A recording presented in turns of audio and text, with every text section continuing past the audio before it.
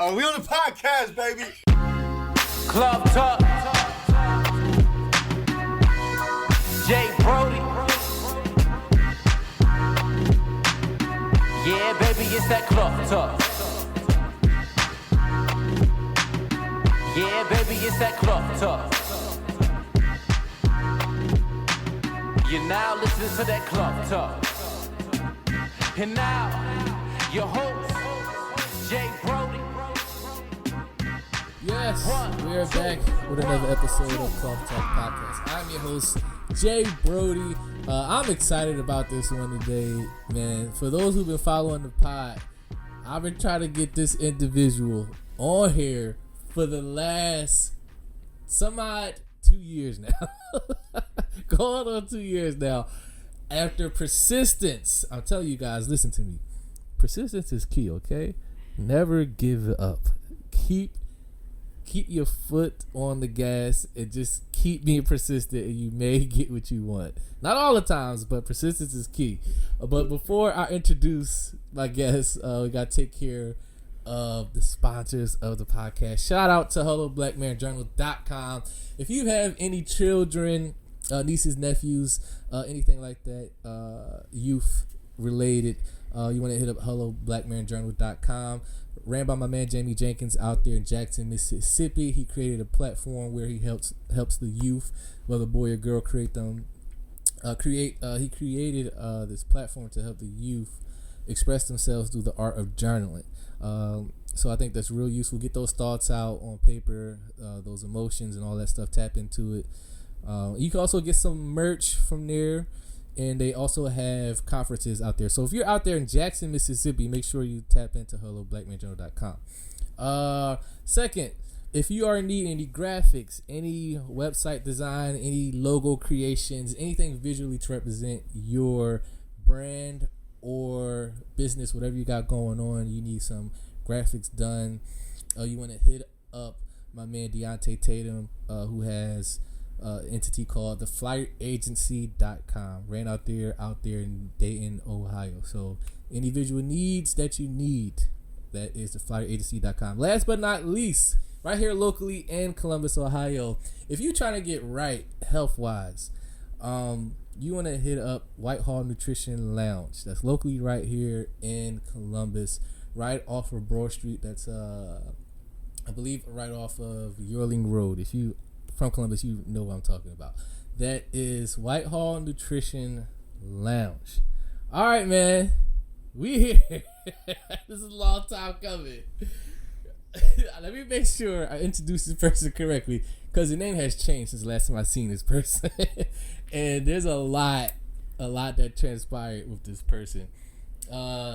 Star, a.k.a. Tay Tay, is here. I'm here. Finally. Hey. Yo, we are both feeling good, but nobody has no idea why. Don't worry about that. Oh, man. We've been having a good time behind the scenes. All right, man. So much to talk about with you. So much going on in your life. So much that has happened since the last time you've been on here. But before we get into all this stuff and get caught up with what's going on with your life right now and everything that you got going on, we got to give people the backstory of your first appearance here. So I first got caught wind of you off of your social media through your TikToks and your skits that you do. Because I think you're fucking hilarious. Well, thank you. Like, you're fucking hilarious. And I reached out to you, and I was like, yo, her personality would be perfect for this concept I got in mind. Which, for those who've been listening to the pod for a while, it's you got some drink series. So that's so the first one was me, you, shout out to Golden, aka Marquita, and my man John Sprees, who's an artist out here in Columbus. So it was us four, and I reached out to you, and I seen you, and I'm like, yo, she is fucking hilarious. Like, she's hilarious. I don't think she know how funny she is. So I reached out to you. I was like, hey, I love your content. I think you're hilarious. I love to get you on the pod. This is, the theme of the episode, whatever. And you like, yeah, sure, I'm down. I've never been on the pod before, but okay. I've never done the whole podcast thing. And you said you was nervous. I was out here just nervous that first time. Why? I don't know. I've just never had microphone, cameras on me. And you know what? I actually have modeling. But it's a different story modeling. You don't have to talk. You don't have to talk and show that personality. You just gotta look good. Yeah. So did you feel out of your element that first time? Definitely. I felt out of my zone. I just felt like I was trying something new, which was the truth. I'd never done this before. How did it feel the first time? Was it nerve-wracking? It was nerve-wracking, but it was cool meeting you guys and getting your guys' opinions on these topics. Yeah. It was definitely interesting. Yeah, because it was really like relationship-based stuff, which is kind of like the whole theme of like you got some drink. We kind of like kick around relationship ideas and how society looks at relationships and stuff like that. But you held your own. I did. And you know what? I'm not even a relationship type girl. I'm that girl that is just not really relationship type. It's just not my thing. How many serious relationships you been in? Oh my God. Are you serious? Like one. One serious relationship? One serious relationship. And how did it go? It lasted 6 months. Tell me. Was it your fault that it ended? Keep it a buck. What you do? You fucked it up. No, I feel like he wasn't in his mindset to be in a relationship. He was still dealing with his baby mom in some very drastic ways. In ways that you can't have a girlfriend and you're dealing with your baby mom in this way. You know what I mean? Yeah. I just couldn't deal with it. So you broke it off? Yes. You didn't like what you seen? No. Wow. And he tried to reconnect with me, and I was like, no. They always come back. He's a changed man. You should have gave him another. He's not changed? No. Okay. Let me run down your titles for you, for the people. Model, TikTok sensation, skit queen, dancer, now which we're going to get into. Got the OnlyFans popping. We're going to talk about it all. She out here getting that money. The bag, I chase it. Yes. And you chasing it hard. Like you out here getting to it. And we're going to talk about that in depth. I just remembered. So, shout out to my man Bryson Bell, who was on the show prior to this. So, there was a clip that I posted from that episode. Mm-hmm. And you said, we're going to talk about this. Let's talk about it. So before we get into all the stuff I got written down here about all the stuff that we're going to talk about regarding you wanted to respond to that, what he was saying. Now, let me see if I can cue this clip up so people can actually hear exactly what was said. Yeah, yes. So they know what you responded to. Let me see if I can find this. While I try to find this, tell me what about that he said that made you, that sparked a reaction, I guess. While I try to find this clip. He said that black women are more to upkeep, they're more to obtain. Mm-hmm. And that sparked me because not only do I somewhat agree. You can't be halfway in, halfway out, man. Because I somewhat agree with what he's saying. Yeah. I can relate. Okay. These white girls don't have to do as much as us. Let's be honest. But it's almost like he was putting off his sisters. And it's like, you can't just not fuck with your sisters. We're brothers and sisters here. Yeah. Come on. Okay. You can't just not fuck with. And I understand what he was saying. Yeah. When it comes to the masculine thing, but saying that. Okay, I got the clip. Let's run it and then we're going to discuss. Let's run it. Do women get mad at you, black women that you don't date though or like though? I date them. It just doesn't really work out too well. Mm-hmm. You do better with the white woman. I wouldn't say I do better with them. I just They understand you. Things work out better. So you I be don't, I better don't, with I don't them. have to pay for weave. I don't have to pay to get their nails done. Manis and petties. I don't have to pay for none of that. She's self-sufficient like a cat. Yeah. Yeah, It's comparable to a cat. Jesus. I don't, again, So the white woman is easier to maintain. That's what you're saying. she can maintain herself. She doesn't. The cost is low. Yeah, exactly. Or no cost at all. Yes. You know? I don't have to take her out to go on dates. And Yes. I don't have to, like I said, I don't have to pay for manicures, pedicures. I Mm-hmm. don't do none of that shit. I don't have to fight for pussy. I just say, get on the floor. I don't have to get her hair done first. Yes. You know, Yes. I don't have to deal with Miss Independent. You know, Yes. all that masculine energy shit. I don't have to deal with that. Yes. With them. All right.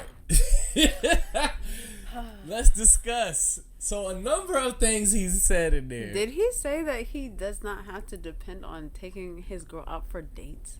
Yep. And you know the funny thing about this? His girl was actually standing right there behind the camera. A lot of people don't know she was there for this entire thing. I didn't even know that. She was sitting right there. Because if you look at this, for people who are watching on YouTube, you can actually go to this full episode. If you look at this clip, and you can find this clip on Cloth Talk Podcast on Facebook and IG. If you look at his eyes as he's talking, he's looking at her like he's cutting over and looking at her at some points as he's saying this.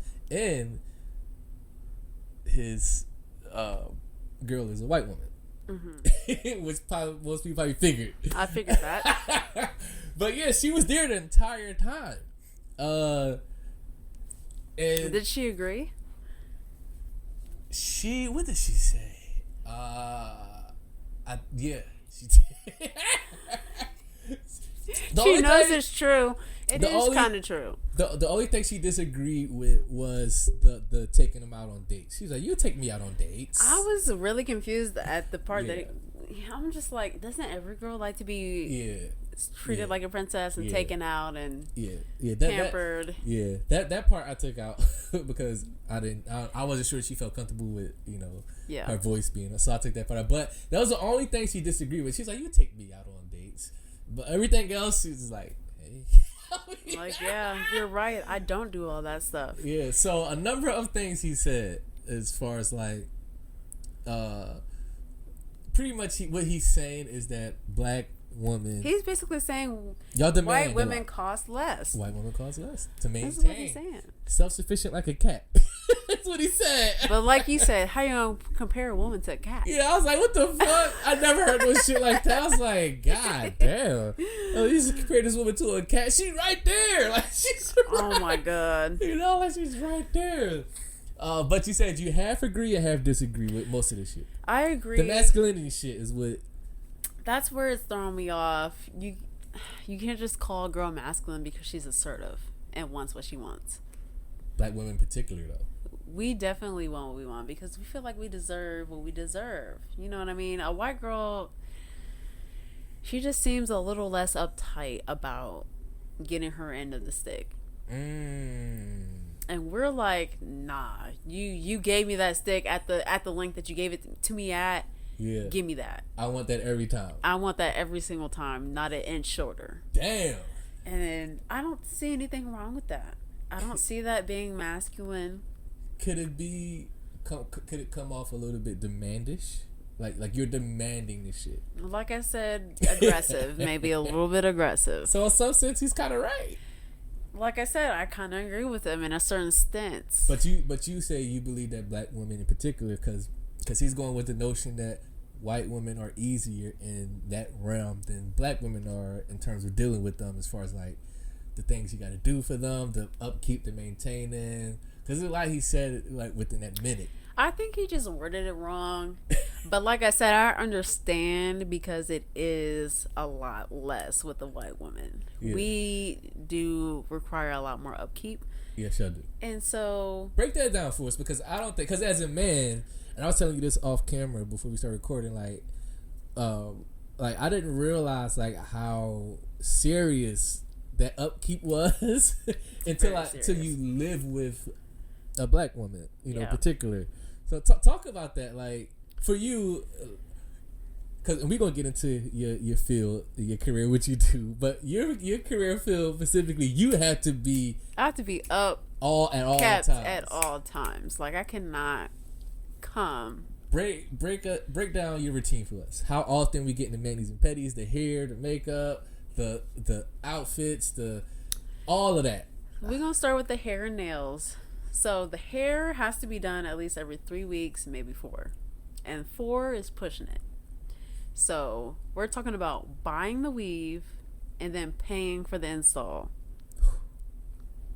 Because the weave is a whole different price. My weave can cost up to $50, and then I have to pay an extra $220 to get it installed. And he says that in the clip. He said, "I don't have to worry about buying weave." Yeah, I wish I could just go get my hair dyed every 3 months and call it a day. But at the end of the day, we require a lot more than that. Right. Oh. And I feel like it's a lot more worth it because I can go curly, straight, wavy. I can do whatever I want. Yeah, you can. But it does cost more, and I know what he means when he says it costs a lot to upkeep us. It does. Yes. It really does. Because hair ain't even. That's a small portion. That's like that much of the upkeeping that it comes to us. Yeah. We need nails. We need wax. We need clothes. We need purses. We need it all. Earrings, necklaces, the earrings, bracelets. You know what I mean? You know those earrings can get juicy. Like, we need those. Shades, glasses, especially when summertime hit. Y'all crank that shit up. When summertime hit, that's when you need. Y'all throwing that shit on. See, the white girls do their nails only, and that's it. You was telling me that. We talked about that earlier. They don't do their toes. We don't. Us black girls, we don't play like that. We doing our nails and our toes. The whole set, everything. And everything together is gonna be at least $150. Okay, wait. So you said the hair, and obviously, you know, for those who listen, this is obviously we know it's a case by case scenario. But for you, we're speaking specifically what Star's routine is. So the hair, you said buying the hair is, you said $150. Buying the hair is only about $50 at the most. For the hair, but installing it is about $200 plus. Damn. So Yeah. we talking close to $250 to $300 just for hair. Yes. Now you said the and then the nails is an extra nails, $110, that's $120 on top of it plus the tip. So now we pushing $500. Yes. Now we gotta add on the wax. Jesus Christ. God damn. Now we gotta add on the wax. How That's much about we $100. This is me talking Brazilian. Yes. Is that shit painful? Yes. It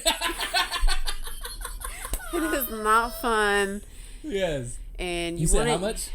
About 100, if plus. It depends on what you're coming in with. How much grown since last visit? It really depends. So are we talking once a month with the how often we doing the waxing? I'd say maybe twice a month, maybe once. Jeez, 2 to once a month. Yeah. Depending on, how much is grown. Yeah, and how fast it grows. Everybody's hair grows differently at a different pace. So you said that's 100.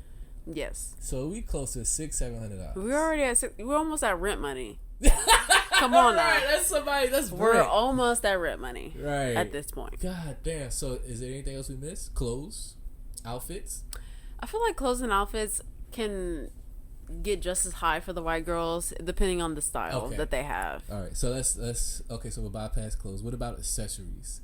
The bracelets, earrings, piercings and shit like that, necklaces. That can vary too, and it seems like the white girls really go for those piercings and stuff, and us black girls aren't as crazy about that. Because what I've noticed with black women in particular, they have everything has to coincide. Everything has to be boom boom. Everything boom, boom, has boom. to match. Yes, everything has. That's to be our thing. top Everything to bottom. has to look together. There's a whole cohesive look. Like everything from top to bottom has to be on point. It has to go together. This is why I can't just get my nails done and not my toes. Like, why would I do that? That doesn't make sense.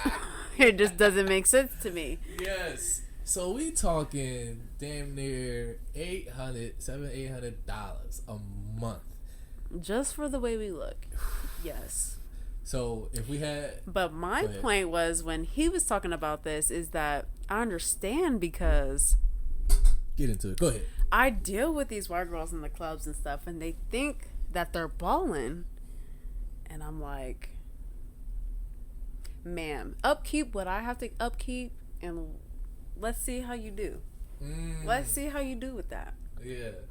So let's say, because I don't know, what do white women have to upkeep as far as like their repertoire, as far as their look? I can't think of nothing but the nails.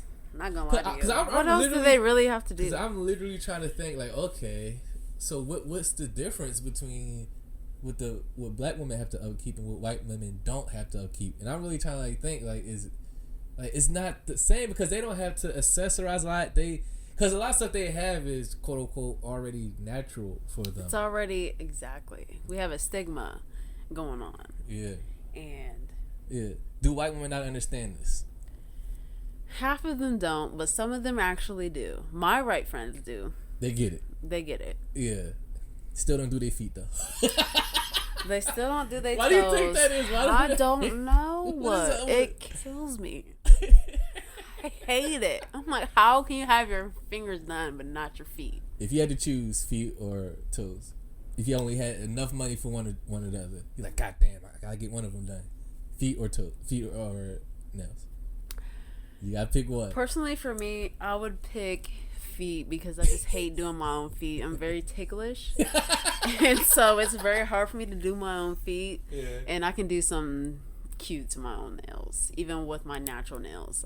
I can figure something out. All right. But my feet, how you gonna have some cute ass nails but your feet are busted?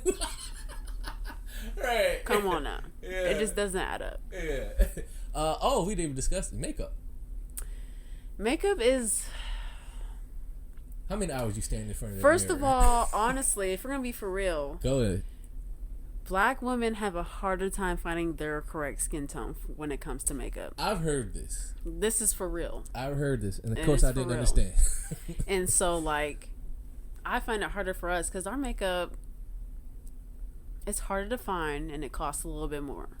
If you really look into it, it does. Is it because the companies aren't making black women's skin tone?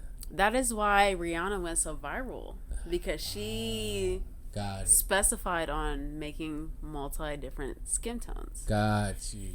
And it's just harder. I can go to all the popular brands and I'd have a hard time finding my skin tone. Really?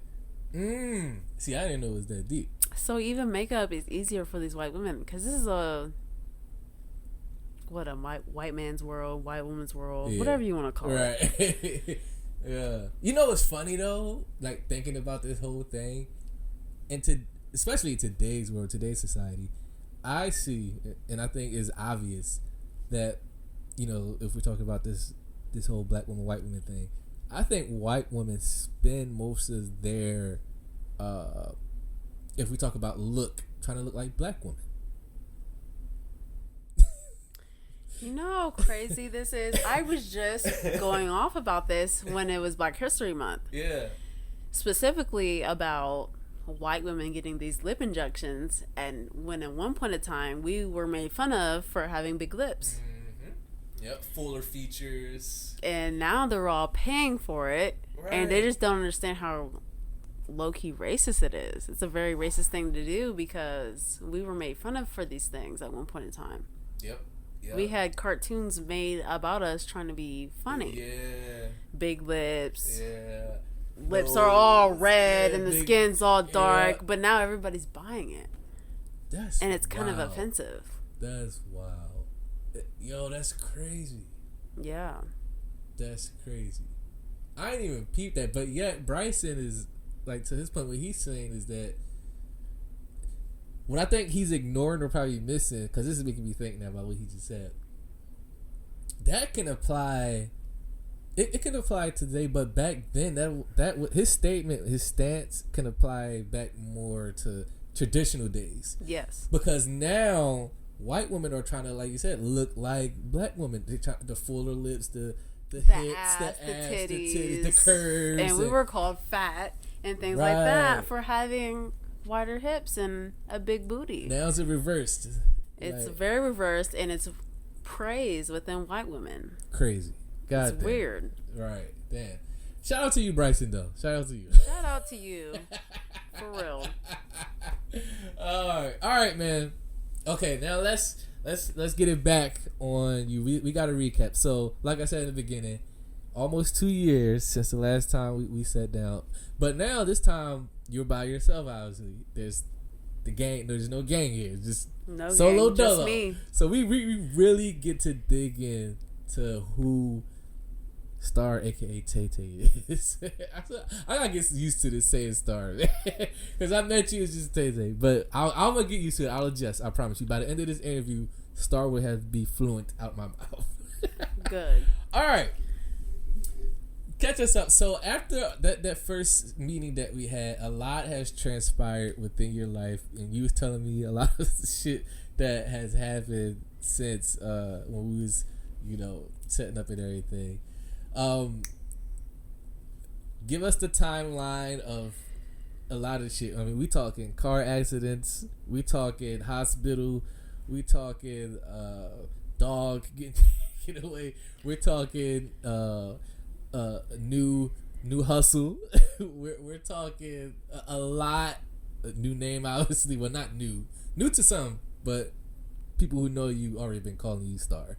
But you're in a new space right now. So break it down.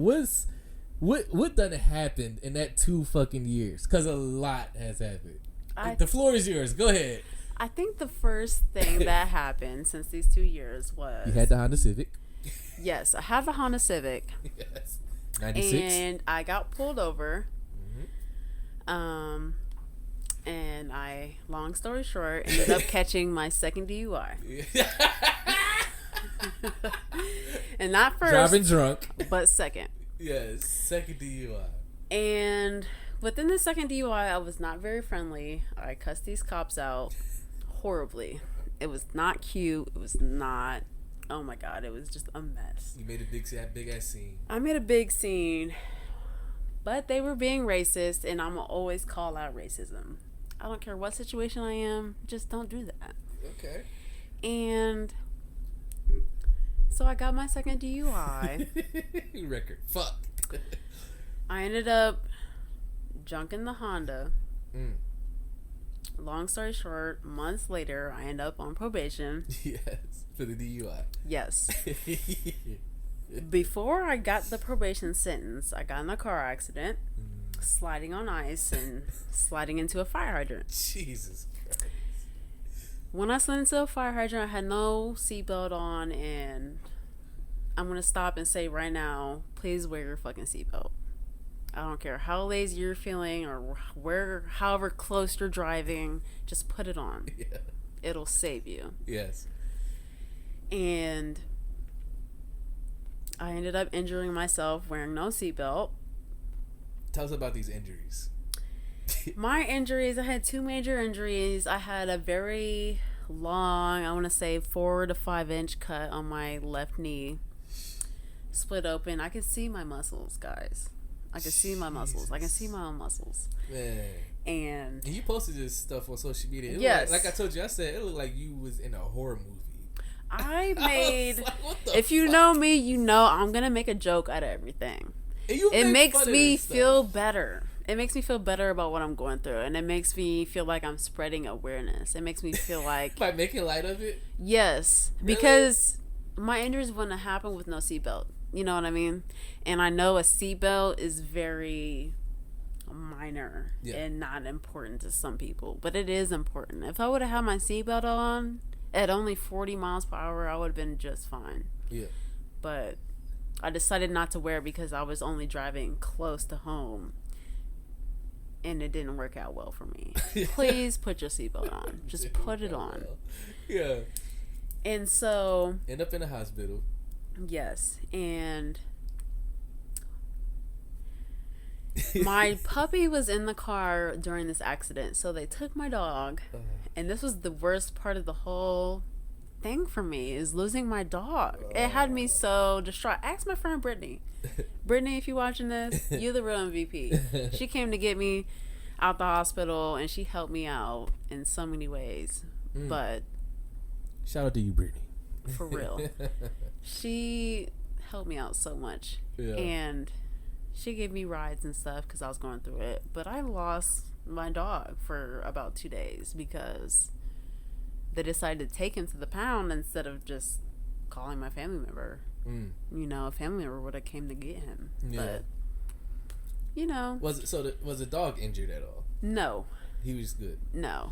I didn't crash that bad. I only got hurt because, again, I was wearing no seatbelt. Yeah.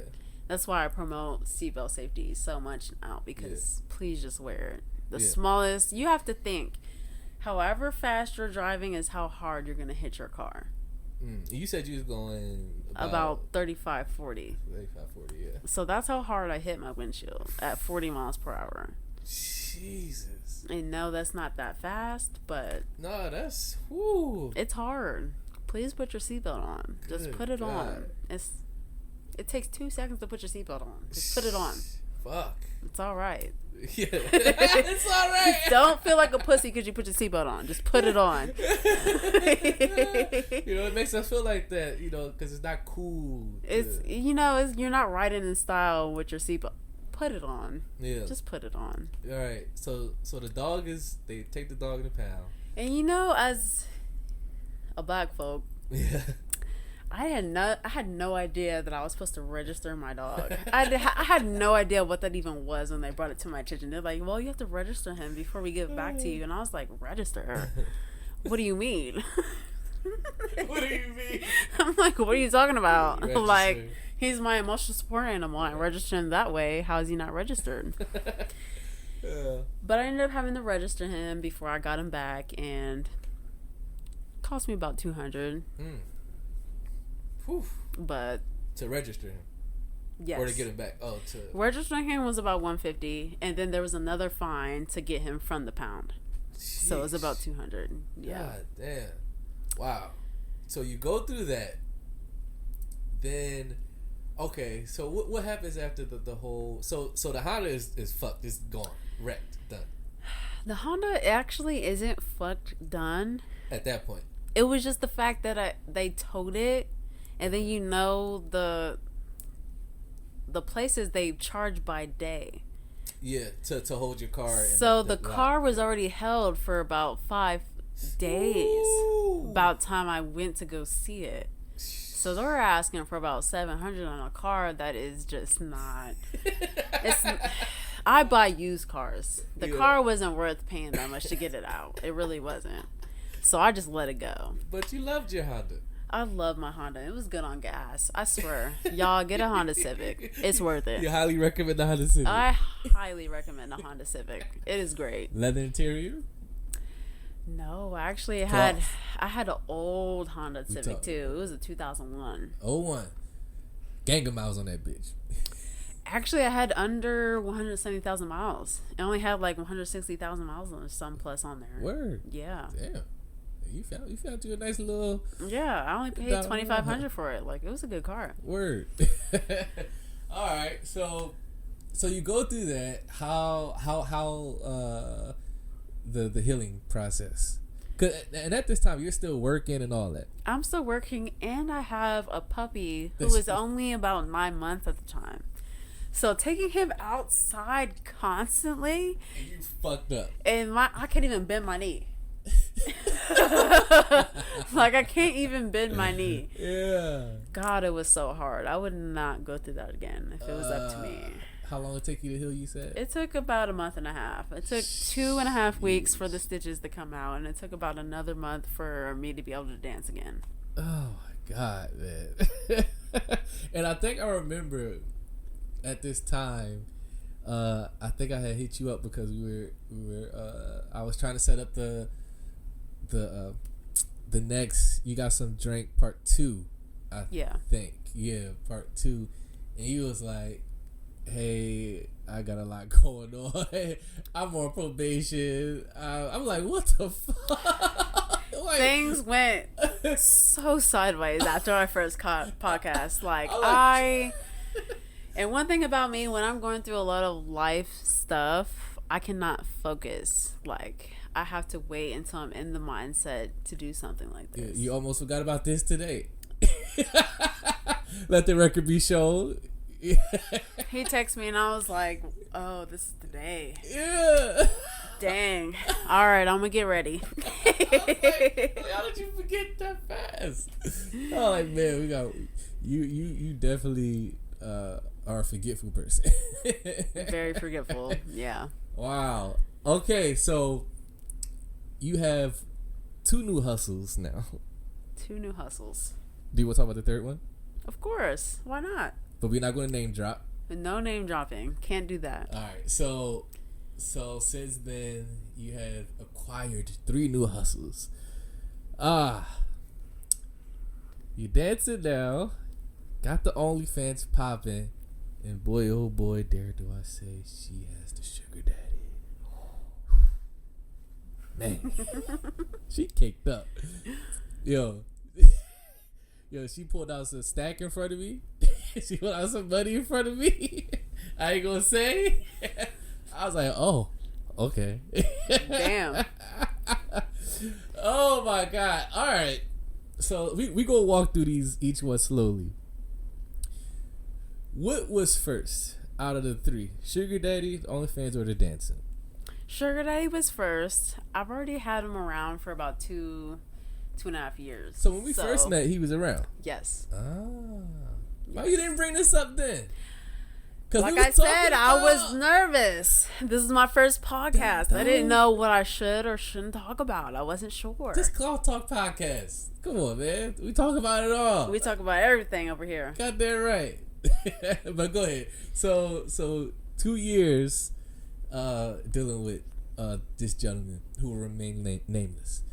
Okay, let me ask you this: How did that connection even happen with you and the sugar daddy? Was he seeking out a sugar baby and came across you? Was you advertising like I'm a sugar baby?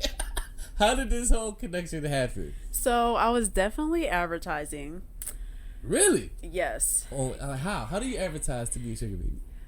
I can't put all that information out. I can't put. You be giving out. I too can't much put game. these girls onto game like that. Okay. You know what I mean? I can't put y'all on like that. Yeah. Okay. But he came across me and we said, okay, let's meet at Chipotle. Chipotle was like right around the corner from where I was staying. So okay. Super we convenient. met there. I thought he was fake. You know how all these Instagram sugar daddies be? They be fake as hell. And so you thought he wasn't real at first? I did not think he was real at all. And I was like, well, meet me in a public place. Right. And we'll see how it goes. And he was like, all right, I'm pulling up in my Audi. And I was like, your Audi? Right. Yeah, okay. Okay. I'm like, yeah, shit. all right. That's what they all say. Then he pulls up in his Audi. And I'm like, oh, all right. You knew it was real then, like, oh shit. We get out, we meet, and I felt really embarrassed because all my pictures were me in like a wig, like a frontal, really cute, put together wig, and he met me in my natural afro short. Wow. And I was like, I'm sorry I don't have my hair done right now. And he was like, no, I love it. And I was like, okay. Yeah, all interesting. Right. So he liked what he saw. And then he was like, come to my house. And I was like, God damn. Just right off the bat. Dang, I don't know you like that. Like, you want me to come to your house? And he was like, I'm not messing around. I'll give you $2,000 right now. And I was like, whoa. Big talk. I was like, all right. Said okay. So I went, and it got even worse because he has this huge German Shepherd. Ooh. And I was like, oh my God, his dog's gonna eat me up. I was like, oh my God. Big ass dog. But long story short, we're still messing with each other, and it's about 2.5 years strong now. Man, so wow. So that situation is going pretty good. It's still going good, yeah. Should we talk about the hiccup? Let's talk about the hiccup. Your ass jumped out the fucking window with that fucking mouth. Out the window. Almost fucked it Whole all up. body. getting all emotional and shit. Oh my God, because Jesus he owed me Christ. something and wasn't trying to cough it up. So, you know, me, as your last podcast host would say, an aggressive, masculine black woman, There you go. I got aggressive and I might have told his wife about me. Man has a wife. Man is definitely married. And you contacted her. The cardinal sin of all sins. You realize what that could potentially do. Yeah? I do. I understand. So you understand why he would, after that, because you said after that He didn't trust me. exactly. Yeah. But Jumping out the fucking window, man. oh my God, he was playing games, y'all. I'm telling you. He was gonna get back. No, he was not. If he was gonna get back, why did he block my number? Yeah, definitely said he blocked you. I can't answer that. You Yeah. may have a valid point. there. You know he was trying to disappear on a bitch, but Now I pop back up like, hey, hello, I need that payment. right now. Here's a left ball question for you. If he wanted to end things, how would you feel about it? I'd feel okay nowadays, honestly. We've been going strong for quite a few years now, and there's so much that I want to do in my personal life that I can't do because I do with him. Yeah. Because you That I said y'all have, for people who don't know, and for people who aren't like in the, because we gotta assume that people who don't know how like these type of arrangements work, Right. because this is new territory, and obviously for people who are probably listening or watching that never been in this type of situation. So with the sugar daddy dynamic, you was explaining to me of how the arrangements are, and each person has to hold up their end of whatever said arrangements are. Exactly. Yeah, and you say for the most part, other than you jumping out the fucking window that time, you play the role and you make sure he's taken care of. You do what he asks, and he plays his part, and boom, he breaks you off. Exactly. Yes. So you were saying that if things were to end, if you cut it off, or you wanted to end it, or he wanted to end it, which I don't see you wanting to end it because you're getting very well taken care of. Yeah. You'd be a fool to just be like, unless you had like a plan and an outlet to replace that. Obviously, that's, but to just jump out the window and be like, yeah, I'm done, and have no plan. You're like, what the fuck are you doing? You had it made. But you were saying that if things were to end, because these arrangements, they kind of restrict you from doing certain things that we I don't know how much detail you want to get into. We don't have to, but with these arrangements, you aren't allowed to do a lot of other things outside of that because the arrangement that y'all have. Because of our arrangement, he just doesn't want me involved in any other men, basically. Yeah, pretty much you can't see other guys. Exactly. God damn. And somebody who has OnlyFans, you know, Yeah, and that's I want we to was about be go able there. to. Because you said your subscribers are asking for a little bit more. They're asking for more. And they don't understand that, hey, Sugar Daddy ain't with that. Yeah, and I can't just say that because they won't really get it. Because you're but- going to fuck up the bag. Exactly. But Yes. So if it was to end, you would feel like you'll be, free I to... would feel more free. You'll open up and give the people what they there's want. Other people like him out there that I know that I could secure. And be okay with you doing what you do, though. Yes. Okay. And he's just not Yeah. with it. Yeah. Does it baffle you that, like, here's this man who has a wife, but is trying to restrict me from doing shit? Like, you got a whole wife. It's weird. I know. I don't know how to feel about it.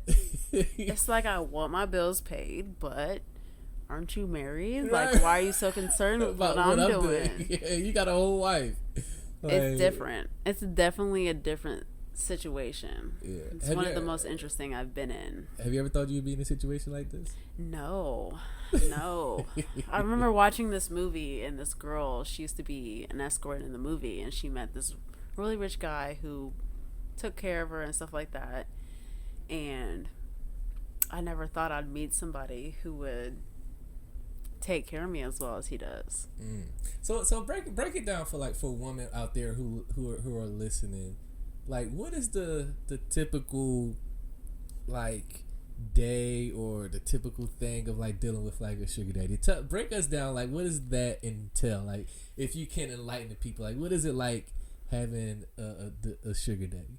It entails being consistent. You have to be a consistent person. You have to be ready on call whenever he wants it, because unfortunately he's in control. He's giving you the bag, so you need to be there when he calls. You need to entertain him. You have to keep him satisfied, and you have to talk to him, and you have to make it genuine. Any sugar daddy that you have to force it with, fake it, that's not the right one. You want it to be very natural, very cordial, very intimate. I see. So you really have to like the guy. Yes. Yeah, because if you fake it, it'll come off like you're just doing it because you really don't want to. And he'll there. be able to tell. He's not dumb. He'll be able to see that you're faking it. Yeah. So for you, you already have I guess a chemistry or attraction to him, so it's easy for you to be with him. It's way easier because I just genuinely like him. Yeah, he's a good guy. I feel like if we would have met in the same time era, we'd be together. Older fella. Yeah. Definitely older. Older than your pop? 53. Damn. Specifically.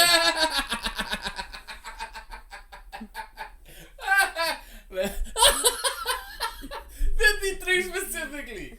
All right. Specifically 53, yes. Here we go. Then we go get X-rated. I'm gonna give 3 seconds so people, if you got kids around, y'all can either pause or skip ahead. So with the 50, let me count to 3. 1, 2, 3. All right. So with a 53-year-old, most would assume, what's the sex like? Oh my God, it's amazing. It's like he knows my body to the T. Is that right? Freaking crazy. I don't know how he does it or how he's so good. Yeah. I don't know if all people in their 50s are like this. I have no idea. But I know this one that I have, amazing. And he generally cares if I get off or not. He wants to please you too. He wants it to be very mutual. Yeah. There we go. Yeah. I like that. So he's not just self-centered about his needs. Yeah. He also want to make sure your needs are met too. We have a couple times where I wasn't really there, and he noticed. He was like, "You're not feeling it," and I was like, he was like, "No, it's fine, it's fine." Like, I'm fine, I'm good. and I tried it, and he was just like, "No." He was determined, like, "No, you're going to finish." He's like, "You have to, otherwise I'm not satisfied." And I was like, "All right, fair enough." Damn. So he worked and got you there. Yes, and he learned me. He took the time to learn me and my body, and it's like perfect. Perfect. It really is. Look at that. I got lucky. Yes. Would you say you're attached? Because you said if he was to cut it off, you said you could walk away, go get the bag somewhere else. I could. Are you? But attached? would I miss him? I would miss him very much. Yes. I like the honesty. I would miss him. Yes. I like the honesty. You would miss him. You would miss Sugar Daddy. It's hard for me at this point to even talk to people my age because I feel like they're not going to do what he does for me. It's hard. That is a valuable. That's interesting now because being exposed to someone who is older, there's a level of maturity that you have now been introduced to. That if you are talking to guys who are around your age or similar in that age bracket that you're in, you already seen what I already seen what it is. So now it's like, damn, like I don't want to compare y'all, but I done seen it. It's like, too hard not to. It's like then I've already been here. Yeah. But and then, people my age are just here not, still. And it's not that, they need to be here. They're only... It's not their fault. It's not their fault. They're not that matured yet. They're not, So does this make you just only want to deal with older guys from now on? Kind of, yeah. Fucking scumbag. You ain't shit. You'll target back on your own people in the generation that's with that turn up shit that's getting lit out here. Oh my God, the turn up stuff is nothing. No bullshit. You in the goddamn club shaking that ass. You know what that turn up lifestyle is like. I do. I really do. All right. Off the sugar daddy stuff. Or is there anything else we need to explore with this, or make sure we flesh out and get out on the table with the sugar daddy situation? Anything else people need to know about the dynamics of that and what it's like, how it operates, how often do you see each other? Because you said everything is on his time. When he calls or message, you got to be ready. I got to go. Yeah. Damn. Yeah. I'm going to say that's it. Like, you got to be on call. You got to be ready. You got to understand that he's in control, not you.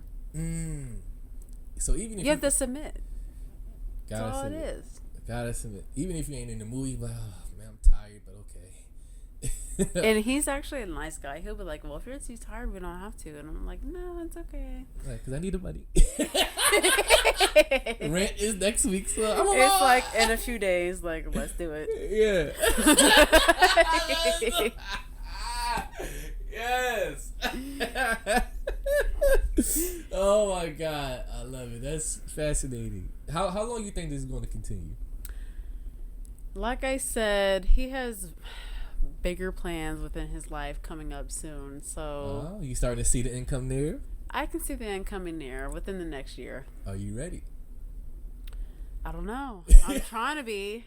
I've gotten a real job, and I work at 4 different jobs at this point. Woo. And I think I'd be ready. You think so? I'm ready to explore outside of him. Yeah, because like you said, you're young. You got so much, like you said, that you want to do, want to explore, but being introduced to that type of atmosphere, that lifestyle, that maturity, that security. It's hard. It's hard to let it's that really hard. go. Oh my God. But I think you'll do fine. You'll be fine. I think so too. Like you said, you'll miss him for a while, but once you get your footing and you start, getting your hustle bag 100%. Yeah. You'll be killing it. Okay. Interesting. Sugar daddy lifestyle. You know what I'm saying? Oh man.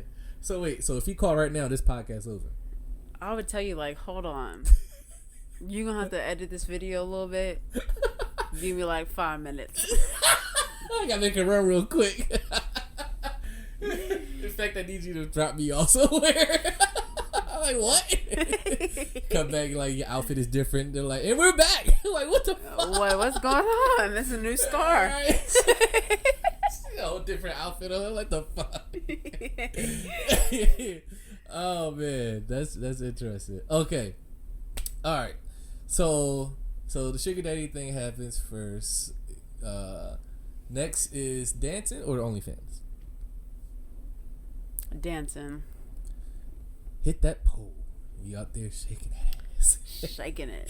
Doing my thing. Doing my pole tricks. What? And after this, we go, because I think we're almost coming up time for a break after this. So after we talk about the dancing, we'll take a break, then we'll come back and finish the rest, because I got so much shit on here.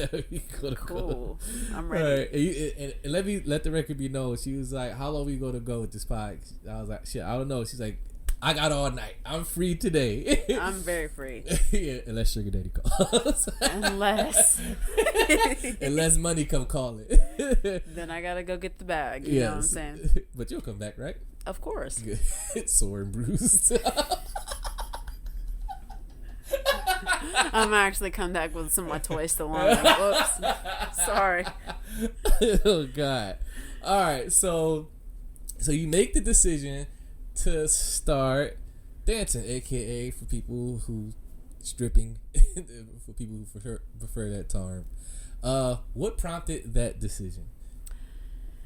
Just another hustle, or Kind of just another hustle. I know so many friends, so many girls that already do it. yes? And I did gymnastics for so long, so I already had the confidence as an athlete to get into it. Yes.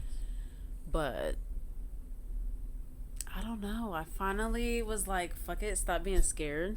So you And scared just for do a it. while. You said a couple of your friends that you knew were already dancing, but you was too hesitant to pull a fucking trigger and get your ass out there to goddamn pole. So how did you muster up the courage to do it? What did your girls encourage you? Like, just come on, we'll be there with you. You won't be alone. Or So actually, how did what specifically went down, I remember my friend Faith. She was like, she had been dancing for a few months now, and she showed me some videos. It was like she finally confessed to it, because she's not as open about it as I am. Oh, okay. So she wasn't putting it out there that she dances. Exactly. And Gotcha. she still doesn't. Oh. And I was like, you know what? Like, I really want to do that. Like, I want to do it. What intrigued you about it? Was it the money, or you just the whole being on stage and The money and the art of it. As like I said, I did gymnastics for about 6 years, 6, almost 7. And so I felt like I already had that athleticism to do these pole tricks and stuff like that. yeah? And I was You're like, also you a know what? model. You do Exactly. shoots. Yeah. And so I just was like, I was already used to being the center of attention from modeling and doing runway. Yeah. And I was like, you know, I don't think I'd be too bad at this. So before you make the decision and do it, was you thinking about how people would look at you first? Like, Of course. I was definitely nervous because I didn't want the stigma to follow me. yeah. I'm sure it's followed me already anyways. But How do you feel about that though? Because it's weird with this the whole dance culture and entertainment culture and this whole hip hop shit. Like, it's funny because like we look at that as like a degrading type of thing. Like, oh, like these women out here, they're showing their bodies, they're degrading themselves, they're not respecting themselves.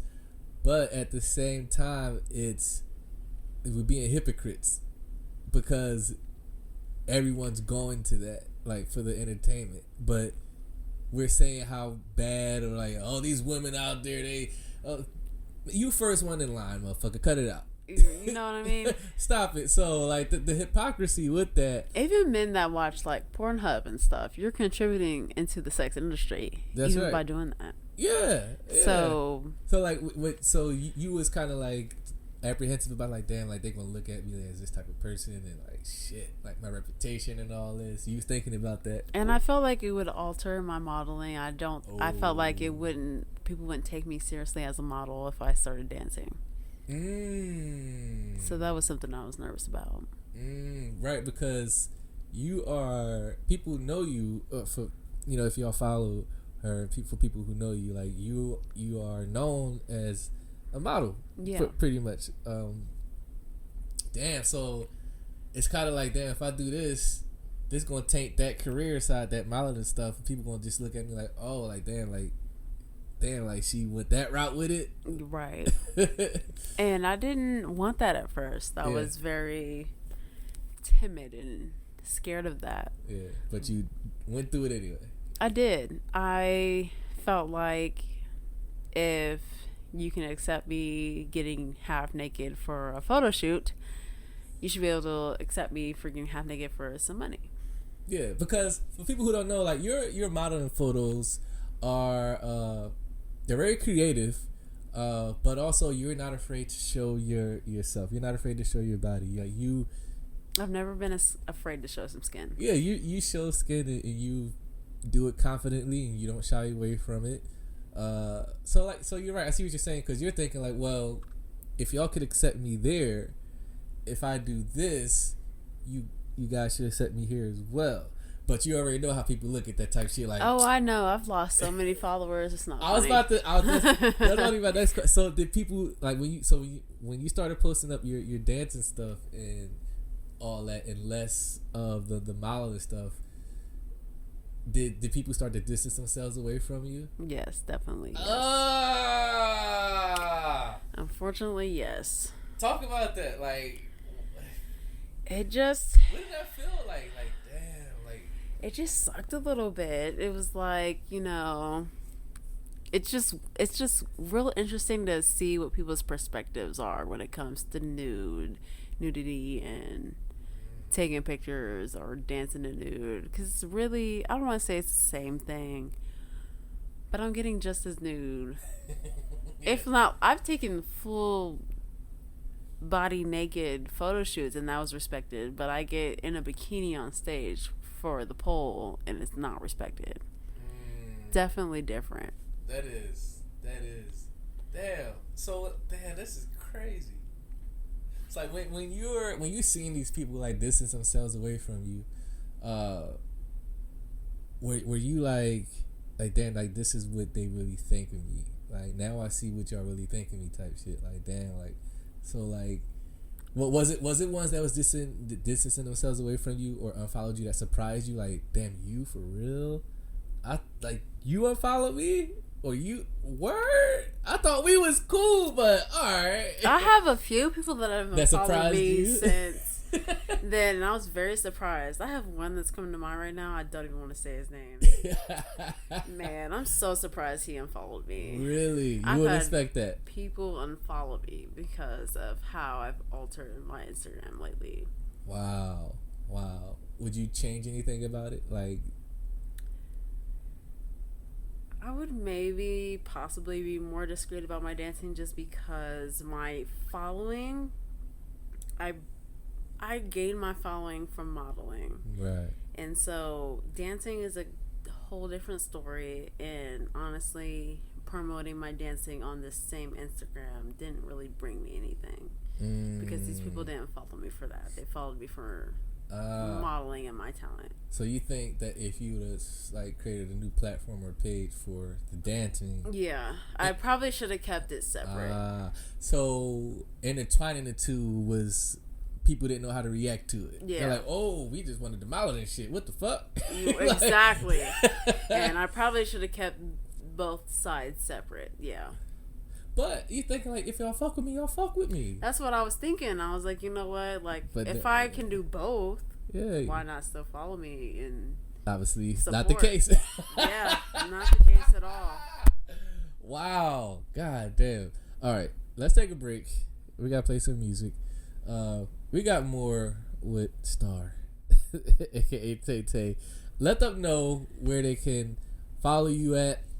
Where they can everything Star, aka Tay Tay related. I'll just say Star from now on.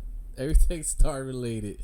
The OnlyFans, the where can they, if you're locally here in Columbus, if they want to come see you perform, come dance, if they want to make it rain on you, if they want to be generous, show you some love, give them all everything. Go ahead, plug away. All right, my Instagram is gorgeous.xx. Now, from my Instagram, you will find my OnlyFans link right in my bio. So you can just go ahead and click on that.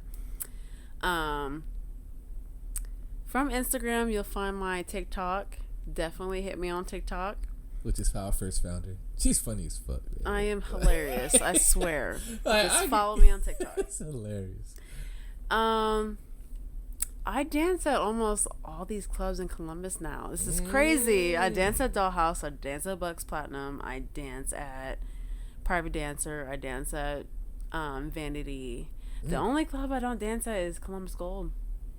So you can find me anywhere as Star. But if you follow my Instagram, you'll be updated on where I'm at, where I'm dancing at. And nice. Definitely my OnlyFans. Nice. Definitely OnlyFans.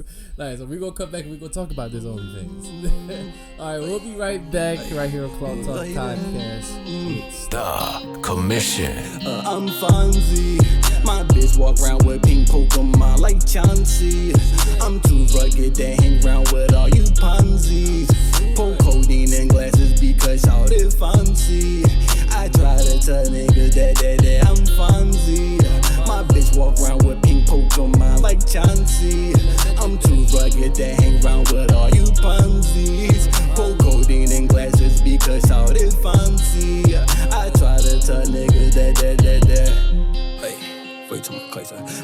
bitch right by this ass beats. You want me to bring food home, she asked me. I told her whatever ain't nasty. She said, you know you love they chicken wings. I told that little bit, well, his ass me. She said, Poseidon, please don't get sassy. Guido want me, excuse me, I'm gassy. So they sent me to, you should be happy. Money made me happy, I get cash beat. Stack that shit up as well as my granny. And the fan in my foot just like Danny. It's a setup, I can't get no nanny. Lil' bit gon' be trying to throw some pussy. Hold on, wait, shout it to people looking. Got that salt in my old lady cooking.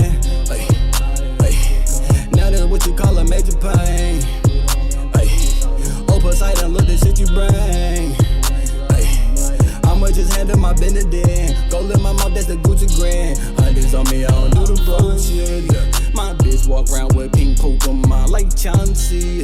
I'm too rugged to hang around with all you Ponzi's. Pour codeine in glasses because y'all it fancy. I try to tell niggas that I'm Fonzie.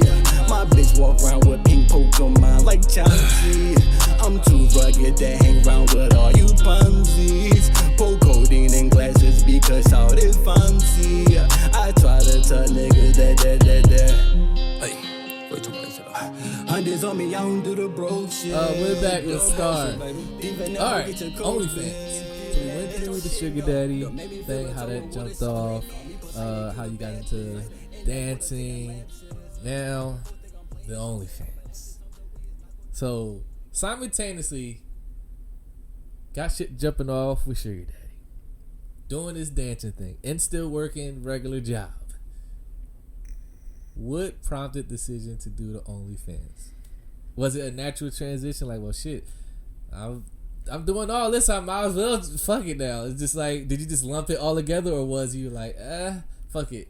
I kind of lumped it together. I had been interested in it for like over a year. Like anybody who's kept up on my Instagram knows that I've talked about OnlyFans for definitely over a year without actually doing it. Okay. And I don't know what intrigued me with OnlyFans. I'm Money. a sexual being. Yes. And so I felt like it was something that I could naturally get into anyways. But I felt like if I was going to take photo shoots and post nudity, that I should get some type of money from it anyways. And so I took the photo shoots that I already had and kind of ran with that. My nude photo shoots. Okay. So the stuff that people didn't get to see on your regular Instagram. social medias, right? Yeah. You use those as, okay, let me start up. Kick it off with something. these. Yeah. You just had those in the tuck. Nobody probably really seen them. But I never knew how sexy people really found me until I made OnlyFans. And I got the right? DMs and stuff like that. I didn't know people found me that attractive. Really? Was that surprising to you? It was surprising to me. Well, rate yourself. Scale 1 to 10. I think I'm a hot 9. I think I'm a hot 9. Was this before all the feedback? You thought yourself was a 9? Probably not. Keep it a buck. So, once you released this OnlyFans shit, that confidence and self-esteem shot through the fucking roof. For real. Like, It they did. feeling me. They Instagram like me. put me through the roof too, though, honestly. Like, when I started modeling, my confidence was pretty low. I was somebody who was bullied at one point in time. Were I you? didn't have many friends, was bullied because of my skin condition. I have eczema really bad, whatever. Do you?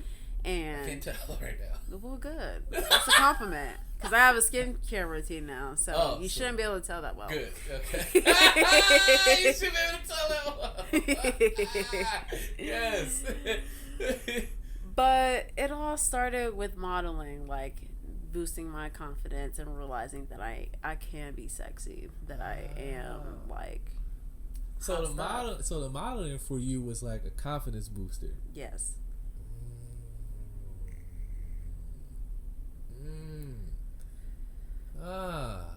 Okay. It brought me out my shell. It just helped in many ways. I just didn't know. And one of the times I realized I was sexy, Go ahead. Chip Willis, shout out to you. We shot for the first time, I want to say my 21st birthday, 20th. Can't remember what year. 21st. First time working with Chip. Yes. And he was shooting me. He was just like, "You look really good," and I was like, Did you really? You had no idea. You're like, I'm like, just here. I'm "Are just you trying serious?" to. And so getting that feedback was like, okay, I can do this. like, all right, but it might have really first started when I first did runway. I did runway with my friend Spiffy. Spiffy is trash, and that's his Instagram name. Spiffy is trash. Yes. Oh shit. Shout out to Spiffy, my fucking family man. Yes. And he shot me on runway at Express Live. Nice. I did a runway show for them, a hair show. Nice. And they dyed my hair, and we did a photo shoot, and I did the runway, and it was the first time I felt really confident, especially seeing all these other models that are way taller than me. I was about to say, because for those who aren't watching on YouTube and those who aren't following you, like as far as like your build and your frame, most would look at you and like the typical model look, they would probably look at you and assume that, oh, like really, like you and know, I'm actually not the typical model look. Right. They want them taller Right. and skinnier than what I am. yeah, So I felt very confident around these other girls who were that model look. Yeah. And I was doing the same show that they were in. killing it. I felt really confident. Damn. So something about when you got into that modeling game, you just It just uplifted my spirit. It just helped me so much. Yeah. I don't regret it at all. nice. That's dope. Okay, so bringing it full circle to the OnlyFans. All right, so it took you a while to build up that confidence within yourself. Yes. So all right, so on your OnlyFans, like I said, I haven't had the pleasure of exploring your OnlyFans yet. But for those, tell the people what type of things can we see on your OnlyFans as of right now. I know you're because of your arrangement, some things are limited. But what are some of the things that you're doing on the OnlyFans? Give the people, without giving away too much. Obviously, go subscribe to the OnlyFans to see the full stuff. Tell them the OnlyFans right now. What is it? What is your OnlyFans? Tell them if they want to go. As we're talking about it, they probably want to look it up. What's your OnlyFans? Like the price? No, your name. Oh. Yeah, if people listening right now, as we're talking about it, they probably want to look it up while you're talking about it. Oh, it's still Star. It's I Love You Star 21. There you go. I love you, Star And- 21. So what could we expect? What type of things are on OnlyFans? What are you doing? You can see, Busting it open. first things first, all of my photo shoots that are nude. You'll see the uncensored version on my OnlyFans. Because, Instagram only lets you post so much. Yes. And so you'll see the uncensored version of that. Mm-hmm. You'll see selfies. Of course, not safe for work selfies. You'll see those type of selfies on there. Uh-huh. You'll see videos like masturbation videos, toys, stuff like that. And then the first thing you'll see when you click on my OnlyFans, you'll see my bio, which says that I accept requests. So if you hit my messages on OnlyFans and you want to see something specific, you can ask me, and I will more than likely do it for a certain price. Right. As long as it's not something outrageous, crazy. Not Or- outrageous, crazy, but Everybody got a price though. If they, I've done some outrageous things for a certain price. Let me tell you. you want to give us one example? Um, You showed me one, which was hilarious.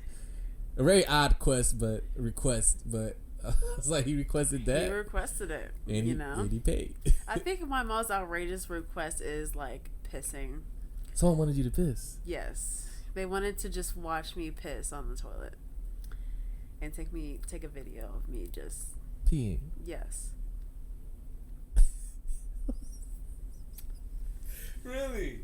Oh yeah, Did that feel weird to do that? Like film yourself pissing? it felt very weird. Yeah. It was very odd. I was like, I gotta set the phone up. Like I had what to the set fuck? my ring light up in the bathroom. It was weird. It was very weird. Good lighting for the piss. For the piss, like Damn. So he like wanted to see it going in. Yes, like, he wanted to specifically watch me sit down and then start to pee. Like I couldn't just record the video and me already be pissing. He wanted to see it like start to finish. Wow. And he paid. He paid. And you did it. It delivered. I delivered. Yes. Wow. So people have some crazy ass requests. People have some weird kinks that are like definitely odd, but I think every girl has their price. All these girls probably watching this right now like, I never do that shit. yeah, let somebody offer you a good price. I bet you do it. Everybody has a price. Everybody has a price. You know what? It's weird because here's what I feel. Here's what I think. As far as like the society that we're in, as far as like when it comes to sexuality and women embracing their sexuality, I think we're in a day that women are becoming more and more embracing of their sexuality, but also realizing the power they have with it, right? And they understand how to capitalize on that shit. Like, it's like a light bulb switch. Like, man, fuck all this shame. Fuck how you gonna look at me. Fuck, I don't care. Like, today, women are out here capitalize off their beauty, their attractiveness. If they know people are lusting after them or they want them, they turn and flip that shit into money. Because you want this, and I'm going to deliver a fantasy for you, and I'm going to collect these fucking this paper. You agree with that? What I said earlier. We talked about it so much earlier. There is no sex without us. Oh yeah. You did say that. There is not. It all starts with unless the woman. we let you have it. Because y'all are so sought after, like it's the woman. Like, I want her, or if I could just have a bit of that. Exactly. And y'all got smart enough to be like, oh, okay, pay motherfucker. Do something if you want it that bad. Let me see something happen. Yeah, and I think some people look at that like they look down upon it, like, because like, oh, how could you sell yourself that way, or like you selling your body, you're doing this and all that. Like they still try. You see the eye roll. Yeah, go ahead. Jesus. I hope y'all watching on YouTube. But if you're listening on Apple Podcast, Spotify, Amazon, iHeart, whatever you're listening on, make sure you subscribe, like, and comment. But go ahead, on that, like, you obviously rolled your eyes, so I already have a good idea what your thoughts on that, how they like put that shame on women who utilize their sexuality for capital gains, so to speak. How do you feel about it? Do you look at it like, do you think it's a jealousy thing? Sometimes. I think some women aren't confident enough to put their stance on themselves, and so they're jealous of the girl that's able to be like, hey, if you want some of this, right, run that. I need some. Right, run that. Yeah, that's because I find that so interesting. And that goes back to like the hypocrisy I was saying about like the hypocrites, especially like dudes that be doing like, oh, I could never have a wife that does, or I would never date a stripper. I had a girl get in an argument with me. She was like, she said something. She was like, well, you do all this and not all girls. It was basically an argument. She was saying that it's hard to find places with decent rent nowadays, and I said it's not that hard to find. My rent's only $8.75. Like, all you gotta do is really look and you'll find cheaper places. You guys just want to be bougie. Stop being bougie and you'll find something in your budget. Yeah. And she was basically like, well, not everybody's willing to use their body to afford everything. Shots fired. And I was like, oh, okay, like, is that deep for you, hun? She's just like, yeah, blah blah blah. And I blocked her because I literally only blocked her because she's 19. Like, bro, I'm not gonna argue with a 19-year-old. Yeah. And she was like, "Oh, she blocked me because she doesn't want me to expose all her secrets." And I was like, "Secret? You've clearly never watched my TikToks or my Instagram. Like, nothing about me is a secret. I'm about to Nothing. say, like, you pretty much put it all out there. Yeah, I was like, secret where? So when my stance on it, no shame. it's our body, our choice. Our body, our choice. Did your family members look at you a certain way? I would say Dad? the only one that does is my dad, but my dad's a pastor, so Oh God! of course he's very upset about this. Yeah, my father is a whole pastor. Yeah.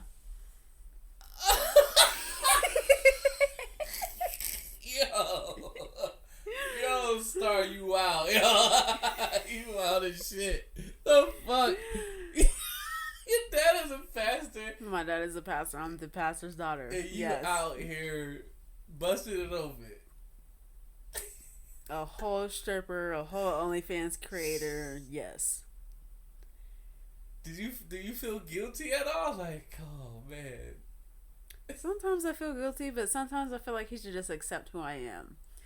He doesn't have to agree with what I do, but just accept who I am as a person. Dang. And he's not the most saint. He's a pastor now. He was Quotations always a on now. Yes. He was always a pastor. No. Damn. Would you care if he told you he was ashamed of you? Yes, I would care. Good. I'd be upset. Yeah. Yeah.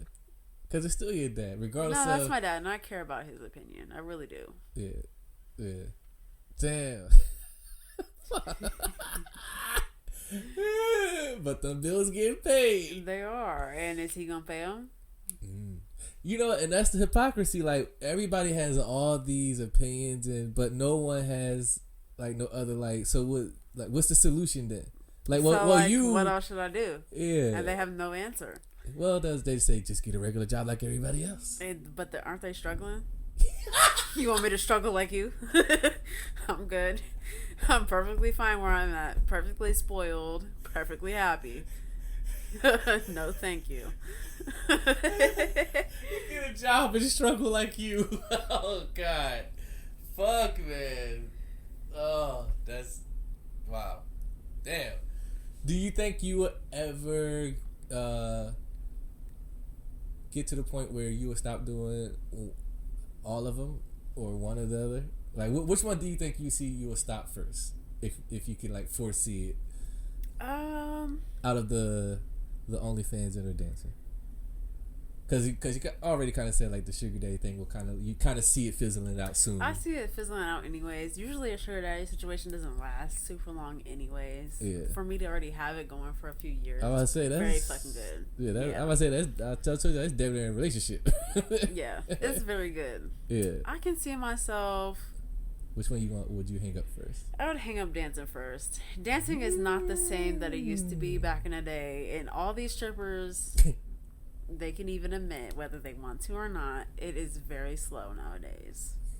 Especially since COVID and stuff. It is just, it's not the same. Really? People are online paying for stuff because it's that much easier. So the money's online now. It's online. What's a good night at a strip club? I've had a good night of like $1,200 in one night. But I've had nights where I walked out with $20. No shit. Oh shit. So Damn. I don't find that worth it, because even at my restaurant job, I'm not walking out with $20. I'm walking out with at least $100. Right. Damn. I like for sure money. For sure, buddy. I don't like depending on strangers for my bills. My mindset can't wrap around that. That's not what I do. I don't like that. The idea of have like a superior or boss, like that shit, you don't like that. You rather I hustle hard enough to where I can have a bad night at the strip club and it doesn't really affect me. Where these other girls, that's all they depend on, and I'm just not like that. Yeah, that's true. Damn. So Okay, so slow. So a good night would be around over $1,000. What would be an average night? Because a slow night is you tell like $20 or something, or Yeah, whatever. that's slow. That's like nobody was in the club for the night, and you're talking 20 after you paid out the house fee, after you've paid the DJ, after you. Whoa, break that down. Fees. Because I don't think a lot of people get that. Yeah, there's a fee. The strip club has to make its money. You don't get to work in their establishment and give them nothing. That's just not how it works. You have to pay the house fee, more than likely tip the DJ. Usually that's about it. House fee and DJ. Yeah. So the house fee is for you to be able to dance in this establishment. In the club, yes. And the DJs, you pay him or tip him so he can play the music you want to dance to. Because at the end of the day, you're not making no money unless the DJ is playing what you need and what's needed for the crowd. It's his job to get the crowd amped up for you. Right. Now, do you have specific like playlists that you dance to, or you just go with the DJ is going with? I have songs and stuff, yeah. Stuff that I like to dance to. Is that right? And then if you want to make a request, you definitely want to tip the DJ. Who you dancing to? Who are some of your go-to? Summer Walker, Give the people a little Drake. I'm a slow R&B type of dancer. I do pole tricks, so I need something a little slowed down but not too slow. So your dance type of style, because I'm trying to like get like the people like kind of like a visual or image for those who probably won't have the pleasure of being able to see you live. So your dance style is like more in a sultry way. It's more seductive. It's very seductive, very slow, very flexible, very draw your attention in. Yes. Yeah. You lure them in. Nice. So when you're on stage, how long are you up there? Like how many Usually songs? 2 to 3 songs. Quick. That's quick. It seems quick. So when you talking song, chorus, verse, boom, right to the next song. So it's like continuous. Yeah. Oh, okay. Well, damn. Yeah, if you talking, so you said 2 to 3 songs. Yeah. Damn. And when you dance like me and you do pole tricks and stuff, you get tired out a little bit, kind of fast. you kind of want that 2 songs to end quickly. What type of pole tricks we talking? We're talking pole tricks. We're talking climbing and hanging off the pole and splits and legs behind their head, and good Lord. We're talking pole tricks. Did you have to practice this shit? Yeah. It took me some time. Damn. Took me some time, but I already had the flexibility and strength from being a gymnast. Right. You just had to get good on I the kind pole. of I just had to work the pole. Yeah, I had to figure the pole out. You said you was telling me behind the scenes you definitely bust your ass and fell a few times. I've fallen. Any girl who does pole tricks and says she's never fallen, girl, you must not have been trying that hard, because you'll fall every once in a while. Yeah. Oh man. All right, back to this OnlyFans stuff. You said you be getting dudes be hitting you up. Yo, I'm trying to make some content. It'll be men with no OnlyFans. How do you have no OnlyFans or subscribers to bring to me, but you want to be on my OnlyFans and make content? Make it make sense. It doesn't make any sense to me. It just brings me nothing. It brings me some random dude on my OnlyFans fucking me. Like, that brings me nothing. I won't be contributing to that. No, thank you. So what's your DMs be looking like? I bet people be like. Well, as you know, I post my DMs all the time in my story. Yes, I do. Let's get into it. Oh my god, I'm thinking because I wanted to go there with you. Oh my god, because there was one that had me dying. Paul, you got your phone with you? Yeah. Do you have them saved? Of course. There is one that you posted up. And it was like he was calling you like sometime like ghetto bitch or go back to the where you came from or something, or the hood that you came from or some shit? And you was like, I live down the street, sir. No, he said. What was that about? That shit had me dying. Oh my god. He was like, I told him basically in the screenshot that I don't look at him in a sexual way. That's right.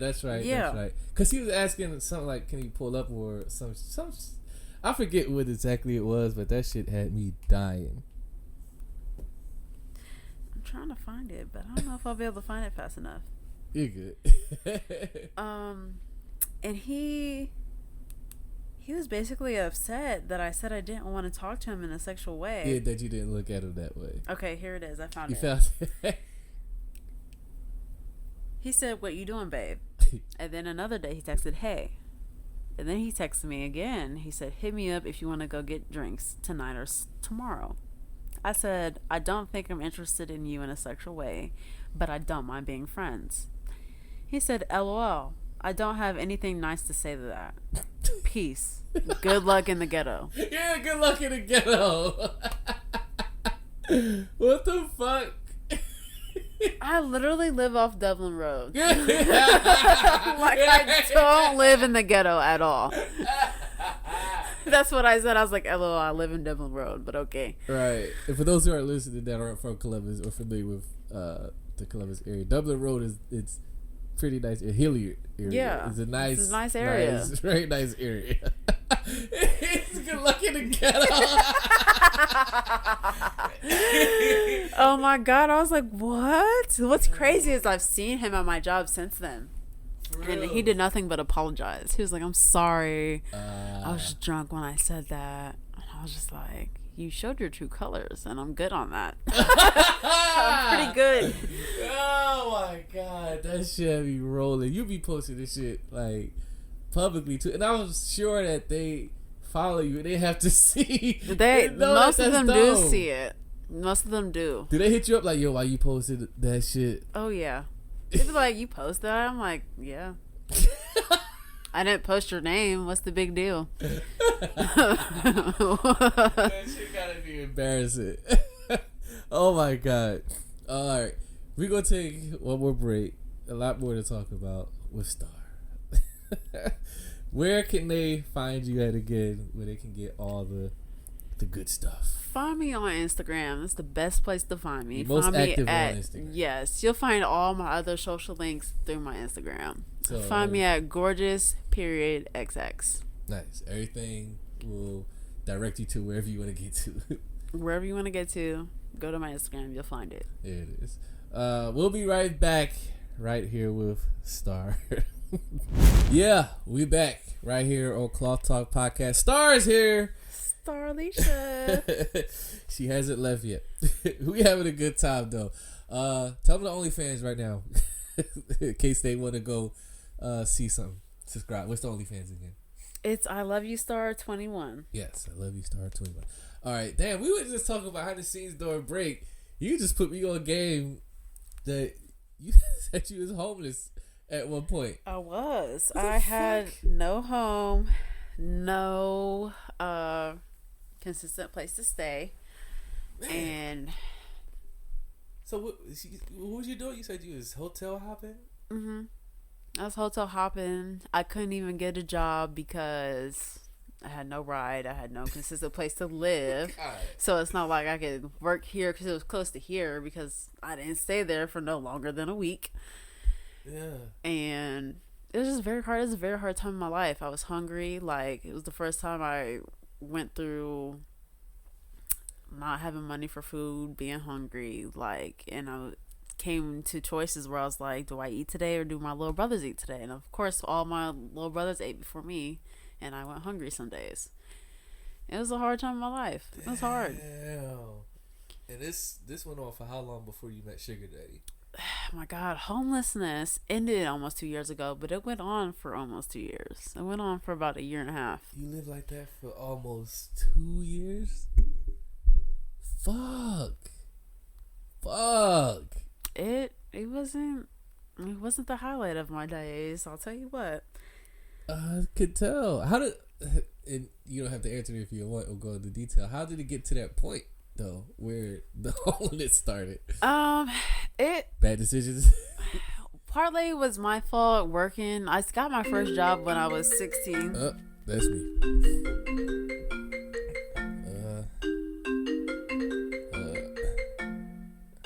Tell this person I'm doing a pod. Fuck, where's my phone? It's upstairs. I can text from my laptop. Go ahead.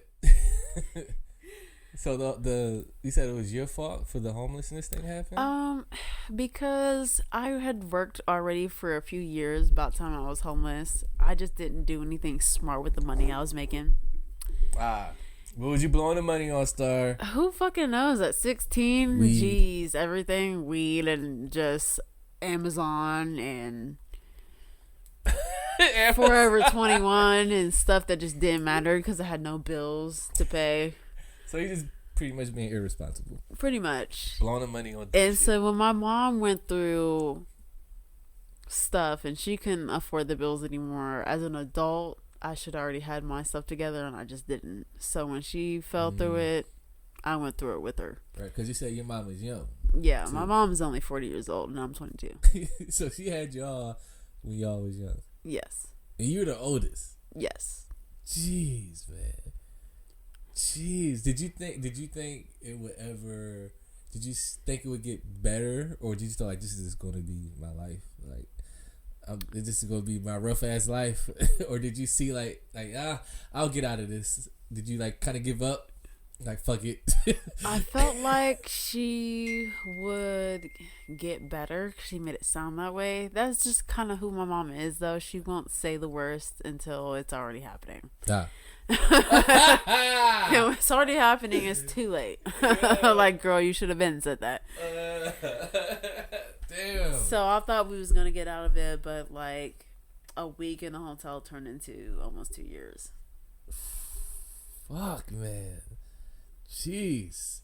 And then you meet Sugar Daddy. I met the Sugar Daddy. And everything changed. And like I said, I was embarrassed because he met me all glammed up on my photos and stuff, and he sees me in person, and I'm like homeless with no weave, just not put together, nails not done, but nothing. He still liked you. He still accepted you. And he was just like, "It's fine. It's cool. I think you're gorgeous. Like, it's not an issue." Wow. Thank God. So, for people who look down at the Sugar Daddy lifestyle, it could change your life. It could really change your life. Ever since I met him,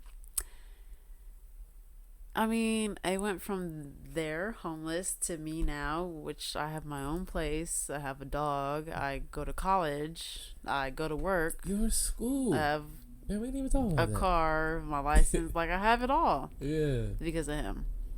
Man. Complete 360. It's completely different.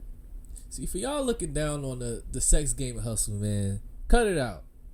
That shit can change people's It lives, can change man. your life, man. For real. You know? Damn. And I think our generation, well, this generation that we're in, is becoming, like I said, I spoke on the hypocrisy part about like how we're hypocrites, but I think it's becoming more widely accepted now, too. Like, everybody's just kind of like, it's not shocking no more. Sometimes it's like, see nude. It's just like, oh. Because before that shit used to be like taboo. Like, oh shit. Like, what? Like, they show a nipple and skin and shit. Like, it used to be taboo. But like now when you see it, it's kind of like normal now. It's like, oh yeah. Yeah, that's, yeah. See, like I said earlier, It's every becoming girl normal. has their price. Some girls, it's just take me to movies and a dinner and show me some emotional affection. Yes. Some want an actual price. Some, Yes. every girl has a price in a different setting. Yes. Now, with you already being a naturally sexual person, would you do what you do just for the fun of it and not receive payment? No. You fucking hypocrite. You ain't shit. I don't know if he just spoiled me rotten. I don't know. You But done the preached answer all is this. no. You done preached all this shit, but just like that. No. I just See? couldn't do it. See? I don't know how I used to do it. I used to deal with all these men for nothing, for them to just smoke me out. Smoke one blunt, and I deal with all this trauma. Like, no. No, thank you. Pay my bills or shut up. So you wouldn't do this for free, just for the love, just because you love it.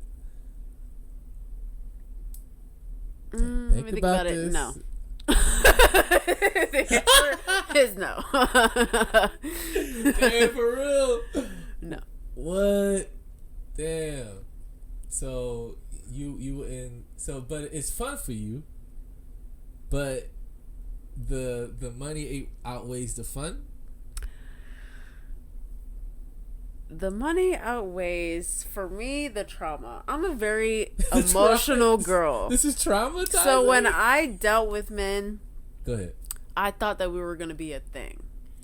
Seriously. So when we didn't become become a thing, that seriously traumatized me. Like, it hurt me. Like breakups. Yes. And so an arrangement where you agree on something, it's just way easier to me. It's just not. Because you don't have to deal with the whole yeah. Possession type thing. Like the whole, like, is because I feel what you're saying. Because, okay, I'm glad, I like where this is going. Because if you have an arrangement with someone, it cuts away that whole, I guess what you're saying, that attachment thing, and that expecting something, the expectancy, like that this is going to go somewhere. You're right. But if we have this arrangement that's cut all and dry, that's cut in half, right? Like, if we have this arrangement from the jump, we both already know that we're not expecting this to go any further than what we already arranged for it to go to. Exactly. I fucks with that. I wish I had the applause button right there. That's applause button button worthy right there. That's good. I like that. So, do you think if more people were in arrangement type of situations, more people would be more happier? I think their feelings wouldn't be as hurt. I agree. Especially with, not trying to just put y'all in a category, but y'all men, sometimes y'all know y'all want this one thing, and then you play this role to get her to get comfortable, just to give you that one thing. If you would have just set up an arrangement, nobody's feelings would be hurt. And this is why I say today that, and when I'm dealing with people or women, or especially like where I'm at today, like I told you behind the scenes where I'm at with it, but where I'm at, like, I believe in giving people the choice. Give him or her, in my case, give her the choice to decide, okay, I'm with that or I'm not with it. Because like you said, like, and men do that. They put on this type of costume, be who they need to be to reel you in. They get you, and then once they got you, you fucked, because they now, let you loose. Like, yeah, fuck it. it's like, and it hurts her feelings, right? And you're left like, well, what the fuck? I thought we was. What the hell is that? Because you played that role. Yeah, it's definitely fucked up. Yeah, you definitely gotta just be honest and straightforward and make an arrangement. Like, yeah, just be real. Yeah, I agree, and I'm assuming that Sugar Daddy taught you these things. Of course. That's right. It wasn't a while until I learned, but right. Did it take you? Because what you were coming from was a traditional stance of looking at relationships. When he introduced you into this thinking and his expectations of what he wanted, was it difficult for you to adjust to that? It was a little different for me because it was my first experience with it, so yeah, I wasn't super sure how the relationship was gonna go, but yeah, I got used to it and more reliant on the arrangement because I knew nothing bigger was forming, because we already made this deal. Yeah, and it's just easier that way. I like that. We both get what we want. Yeah, and both, it's just very mutual. Yeah, both parties walk away happy. And it's way easier that way. Yeah. I hated those times when I was giving my body up for a dude who, at the end of the day, only played his role just to get my body, and that was it. Man, and he didn't have to do all that. All you had to do is tell the truth. Yeah. And what I've learned since, like, giving women, like, the option and talking to them and being upfront and honest, you'll be surprised that they be on the They be the same thing. We're not all super loving. Oh, I want to be with you. Like, some of us just want to hit you and go, just like you do. Yeah, like, I'm glad you brought it up because I don't want the whole relationship thing either. Like, oh shit, woof, we both on the same page. It's that much easier. Yeah, like, because I think what happens, like, men, we tend to think that every woman wants to be in love and wants to be in a relationship and lock you down. Like, that's it. But if you just talk with them, like, you'll be surprised, like, no, I don't want a relationship either. You're like, oh. You're like, oh, okay. Yeah, you done did all this goofy shit. You dumbass. Like, the whole time she like, why are you doing all that? I'm like, what is you doing right like, now? are you coming over or not? Like, why you asking me how my day was? Just bring the dick. Bring the penis over. It'll be all right. Yeah, like, women, like I said, like, I think it's so, like, today, especially, like, the empowerment that women are embracing and exuding is, I think it catches men off guard too, because it's like, oh shit, oh, like, we don't know how to take it. Expecting that, yeah. Right, I've been caught off guard. But I think it should be the way. I think that's just how it's supposed to be. I'm sorry, but we're in power here. There is no sex without our vagina unless you ask for it. And so... Yeah. But, it's weird because women, for so long, y'all been conditioned to think otherwise. And it's, like, hard to break out of that, because, like, how a woman has been conditioned, like, oh, like, don't, that's unladylike. Or, you let the man lead and you let the man dictate how things go. But, like, now women are, like, starting to wake up. Like, that shit's flipping. And, like, they're putting it's so much pressure on guys today. Like, man, women ain't going for a lot of shit no more. We are not going. We woke up and we realized what it really is. My aunt used to do that to me. She'd always call me fast. Really? The way that I dressed and stuff. And it was a while until I realized, like, what she's saying is just bullshit. You know what I mean? If a dude is going to act that way because I'm dressed in a top, he's just not in control. Like, I'm in control here. I can wear what I want. Yeah. I shouldn't be harassed or anything like that because I'm wearing a certain shirt. Yeah. You know what I mean? I had to put myself out there in that way for you to follow the lead. Speaking of which, so taking it back to the dancing thing, how, like, do you deal with, like, are guys getting, like, too aggressive sometimes? Oh yeah. Oh my God. One time I was doing this dance for this African man and he was gripping my breast so hard. Woo. I was like, oh my God, like, you have to stop. Like, what is going on right now? I did not know what was going on. I did not even know what to do. I thought he was going to tear my breast off. My chest. That hard? Yes. I was like, oh my God. God damn. Oh my God, I deal with aggressive things all the time. I deal with men who think that they are going to get a certain sexual act because they walked into the strip club, and that's just what they expect. Really? And they're just like, oh, well, in Miami. Like, well, it's not Miami. This is Columbus, Ohio. Like, I don't know what you want from me, but no. Damn. So they really be having the expectations. Oh, yeah. Expectations are high within our strippers. Strippers have a stigma against them. Any girl who's still trying to be secretive about their stripping, girl, let me tell you, in these men's eyes, you are a whore. The stigma just follows us, and that's just what it is. All we have to do is shake the stigma and prove them wrong. That's all we got to do. That got to be tough, though. Like, it's hard. Because they are, because like you said, they're coming in thinking this sense of entitlement, like, I'm entitled to her body. Because I'm spending money. That's what they think. Right, because if I'm throwing these dollars, okay, now you're mine. type shit is like, no, you're not. I'm not. You don't own me, motherfucker. That's not how it works. All right, damn. Wow. Has there ever been a situation where you seen guys get kicked out Yeah. for doing too much? Oh yeah. Oh my god. God, I had a guy I was doing a dance for, and I was just doing the dance for him, and he kept touching me in the wrong place. Oh Lord. Below the And- belt. A little too below the belt. Ooh. And I was like, I'm not gonna keep telling you, like, Yeah, like we not going the there. bouncer out here, he will come in here and fuck you up.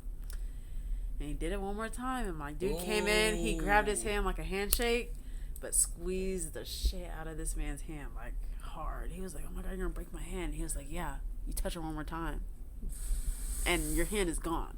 Yeah. And I was like, I tried to warn you. Yeah. I tried. Yeah. They don't listen. Still is It's it, bad. The bouncers, most bouncers are not a joke. Like, they're prepared to just beat you up. Yeah. That's their job. They Yeah, just want to fuck beat you you up. up. Yeah. Like, it's not. Yeah, so some guys be doing the most. Damn, that like it's weird because like within that, because I'm thinking like within that profession in that environment, it's a sexual environment, obviously, and here you have damn near naked or half naked women dancing on you, and I'm thinking from a male's perspective, but I'm also like putting myself in the female's perspective now with this. So like, you got this woman dancing on you and all that stuff, and you probably done had a couple of drinks. You probably saucy, and you throwing your money you got, and she's all up on you, and you start like you're probably not even thinking that you're violating because you were just thinking about this person on you, and you just want to touch and feel wherever you please, and you'd have probably done forgot where the fuck you at, like you know where you're at. But that still doesn't. But now, like you said, if I warned you, hey, I warned you. Stop. Don't do that again. I gave you the first warning. Now, if you keep going, okay, now you violating. Now you're just being disrespectful. I done told you. No. Yeah. Like, we're not doing that. Yeah. Yeah. But then now, if you keep going, now you violate, and now you got to be dealt with accordingly. So that's interesting how like that goes because now as a woman, you're just doing you working. Y'all look at it as work. Like this is a job. Like, all right, I'm gonna do these couple of songs and I'm out. Like that's it. Like, and dudes, like you said, they be thinking like, oh, I'm gonna take her home. We'll go home with her. It's like, no, I'm not going home with you. Like, I don't even know you, sir. It'd be crazy because they throw like a few dollars on stage and think they're gonna have sex or something. It's like, where you going after this? The fuck home. it's always that. What you doing after work? Like, going to sleep? It's 3:00 in the morning. What are you talking about? Like, I'm going to bed. What do you mean? I have a dog. Like, I gotta go let him outside. Like, I gotta go home. Oh like, my what? god. Oh my lord. Oh shit. Yo, this just popped in my mind. Star is also she makes some of the finest mac and cheese in Columbus. Oh yes. This just popped in my mind. So the other day, what's it the other day? I believe you had posted you shared on your stories, sliding that nice pan into that oven, a nice pan. It was good. The only reason I said that I messed up on my recipe is because I didn't have enough cheddar cheese. I thought I had more cheddar cheese than what I had. Okay. But like when I started making, I was like, dang, I don't not have enough cheddar right now. Yeah. And I was missing sour cream. I don't know if y'all hip or not, but sour cream goes in that mac and cheese. So that's you need at least 2 tablespoons of sour cream in your mac and cheese. Really? So Yes. that's the secret. Yes. Cause man, that shit looked. I was like, oh my god, that shit looked good as fuck. It was good. Like my friend she gave me her feedback. She was like, it was good. I think I can give you some pointers. She gave me one good pointer. Yeah. I'm not gonna tell y'all. I'm sorry. It's Can't too good of a pointer. It's too good of a pointer. I'm not giving y'all that. Have you always been a good cook? No. I've actually just no. Not at all. I'm just now learning how to cook. Like, Really? I just started learning to cook when I got my first apartment, which was back in November. And Really? I finally started cooking on my own. And So you just now getting into this cooking thing. I'm really getting into it just now, yeah. Shit, you The only off to reason I make a good mac good and cheese is start. because my mom makes a good mac and cheese already. So I kind of stole her recipe Gotcha, and kind of made it my own. God damn, man, that shit. I was like, man, that look good as fuck. It was good. Like, Yes, it was good. man. You said we made a deal. So if you teach me how to make it, I'll let you borrow my car. And then I got in the car and saw it was a BMW. Boy, I ain't Yeah, driving she- no BMW. She quickly was like, yeah, I ain't driving this. This is too nice of a car for me. BMW. I am not whipping a BMW. I'm sorry, no. I thought you had like a Honda Civic. Like, no. I'm not whipping a BMW. So if it had this Honda Civic, you like, I'll all right. probably whip that thing. But Nice. a BMW? Yeah, because I was like, don't scratch my shit, don't dent my shit. Yeah, scratching a BMW costs like how much? I don't even want to know. Don't even tell me. I'm good. I'm good, and I'm not about to find out. Wait, so will you still teach me how to make it though? No, I will. What I gotta give you though? Because I don't want you to give it to me for free. Like, I like to earn my shit. I don't like to be given things. I like to either. How about you just let me drive home? I'm comfortable driving, and Okay. you in the passenger seat. I'm cool with that. if I'm there with you? I ain't gonna drive your car without you being there. So if I Thank just you. toss you the keys, I hear you. There you go. Yeah, and we both get in. You I'll feel drive. comfortable. Yeah, So you gonna drive home? yeah. All right, deal, We'll drive home. deal. That's cool. I like it, deal. Yeah, because that shit. Oh my god. All right, a few things we gonna talk about. Then we'll wrap it up. Let me see how long we going. Which I don't care, but let me see. Over 2 hours. Oh wow, See how fast it goes. he goes real fast. That's all we was talking about. We had the content ready though. We was ready. We was the y'all don't even know the pregame leading up to this was crazy. Oh my god, if that was a podcast, y'all be like, That's some OnlyFans type shit. That should have been recorded for. we'll do it next time. We'll make a part 2. You think people will find that interesting? I think so. Cause it shows the behind the scenes of it, of how it gets created. Exactly. We on to something, I think we on to something. man. I'm with it. All right, let me get back focused. Let me see what else I got on here. I had a lot of stuff on here. Hit the OnlyFans stuff, decision. Time the normal. Did your family know about it? How did they look at you? Did people distance themselves from you? Talked about that. Talked about content you put out. Oh, requests and fetishes and shit. Oh, we talked about that. Yeah. Request the P. Oh, okay. Here's a good one. Now earlier you were talking about how like in your younger, which you're still young, but like when you're younger, that you kind of like really didn't look at yourself as this like attractive sexual person until you gained the confidence through modeling. So now today, what does it feel like being like lusted after all the time? That's kind Give of us- crazy. Give us the insight. It was like being a pretty attractive with that. Like, everybody wants you. Like, what is it like being lusted after all the time? It is crazy. Go ahead, It's talk to us, like, Star. Oh Talk to my us. god. It's like, We here for it. am I Beyonce? No, I'm just kidding. No, but it's like, I don't know, it just builds your confidence so much when you have, remember when who was it, Jada Smith, Will Smith's wife, was Okay. like, I want dudes to look at me when I'm walking by and da da da da da. Yeah, she wanted to feel that. I understood what she was saying, because like when dudes just lust after you, it just builds your confidence that much more. Like you want to naturally try harder because you know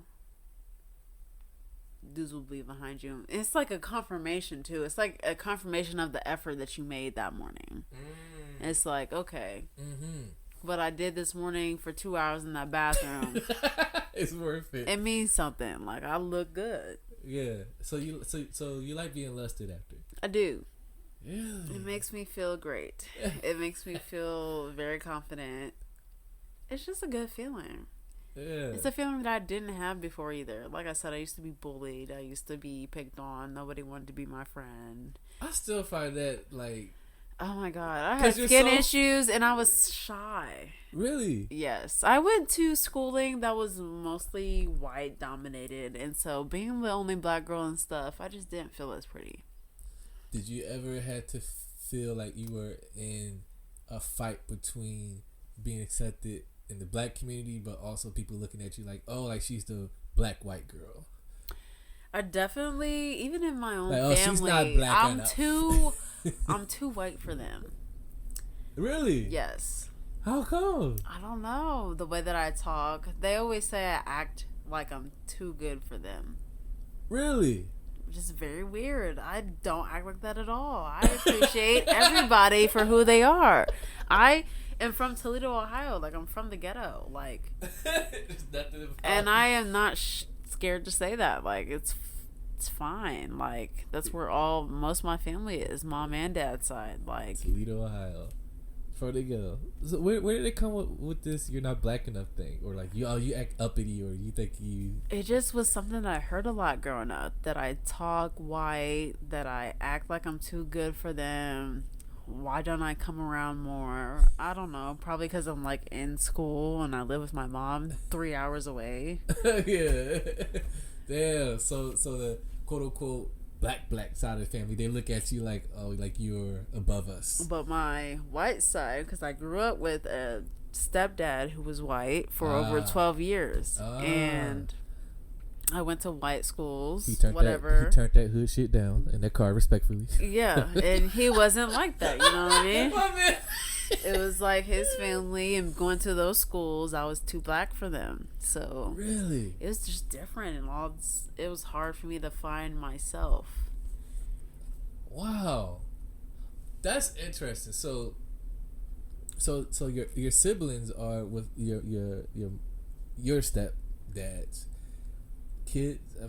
So my mom, she had me, my second oldest brother, and a set of twins. With your biological father. She had the set of twins with my stepdad, who is white. My second oldest brother is the only brother that I have where we have the same mom, same dad. Now it's making sense. So your other siblings are biracial.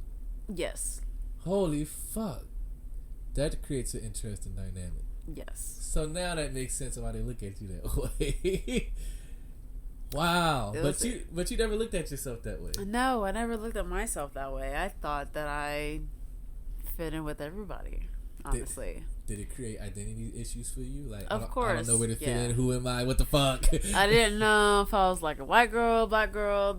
I didn't know what I acted like per se. Like, I didn't know. I didn't know that I was pretty. Like, I didn't know that I just didn't know if I was a pretty girl or not, because white girl pretty and black girl pretty are two different things, if we're gonna be honest. Ooh, we not ready for that conversation, though. It's two different things. Expound on that. If you want. White girl pretty is just different, because even like your last podcast host talked about, it's just two different upkeeps. Yeah. You're upkeeping yourself in two completely different ways. And so I never knew what exactly I should be doing with myself and how to upkeep myself. Really? And before, I never did stuff like this. I never did braids because my mom doesn't like stuff like that. She's not like a braided, like she never braided my hair. She didn't put beads in my hair. I remember my grandma spent like 4 hours on my hair once when I was a kid, and as soon as I came home, she took all of it out. Damn. She took all of it out. Really? It was definitely hard growing up, not knowing what my culture was and right. Cause like what's pretty, what's not pretty. My mom didn't find this pretty, and all my black friends and family thought it was pretty, and it was just different. That is different. But now, like, fast forward, here you are, this lusted after person that everybody wants to be with. Right. You know, Quote unquote. Right. That's crazy how that whole thing shifted, like, from like your younger years to like now. Now everyone's like, oh, like your tag, gorgeous XX. Like, oh, you're so beautiful and pretty. And I love that tag because it took me so long to accept that I am gorgeous and that I am a beautiful girl, black or whatever the white people look at me as. I'm not really sure still, but I don't know if they look at me as ghetto or just a soft black girl. I have no idea, but damn. Do you care how you're looked at today? Not as much, no. No. It doesn't pay me and doesn't take care of my bills. I see no reason to care. It does nothing for me. I like that you're just so focused on the money. Like you just like tune out all the bullshit and just I'm very focused on the money and my future. Yeah. You said you was in school early. Talk about that. What you go to school for? I'm going to school for business management. God I want to be a business owner. More money.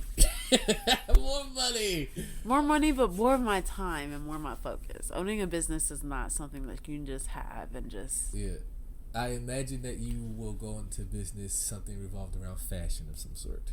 I actually am leaning toward dogs more nowadays. A dog business? Yeah. Huh. Like a school? School is definitely one of them. them. Paradise. But I've actually been thinking more of like a dog. You really a dog lover like that? I love dogs. Wow. I bought my dog in a very hard place of my life. It was after my second OVI. I had just got out of jail. And Yo, what the fuck? I just got out of jail and I was so sad. And it was just so, I just felt, there's a lot of times I felt low in my life, definitely through that homelessness. Yeah, but sure. Getting out of jail, I felt very low. I'm and sure. I felt very alone. Yeah. And I came across my dog Maddox. And I decided to buy him because I was lonely. And I don't know, I was just so down. And I bought him. And he has helped my mental health in so many ways. And I really wished people with the same experiences as me or with criminal records, or whatever, they could get access to an emotional support animal like I had.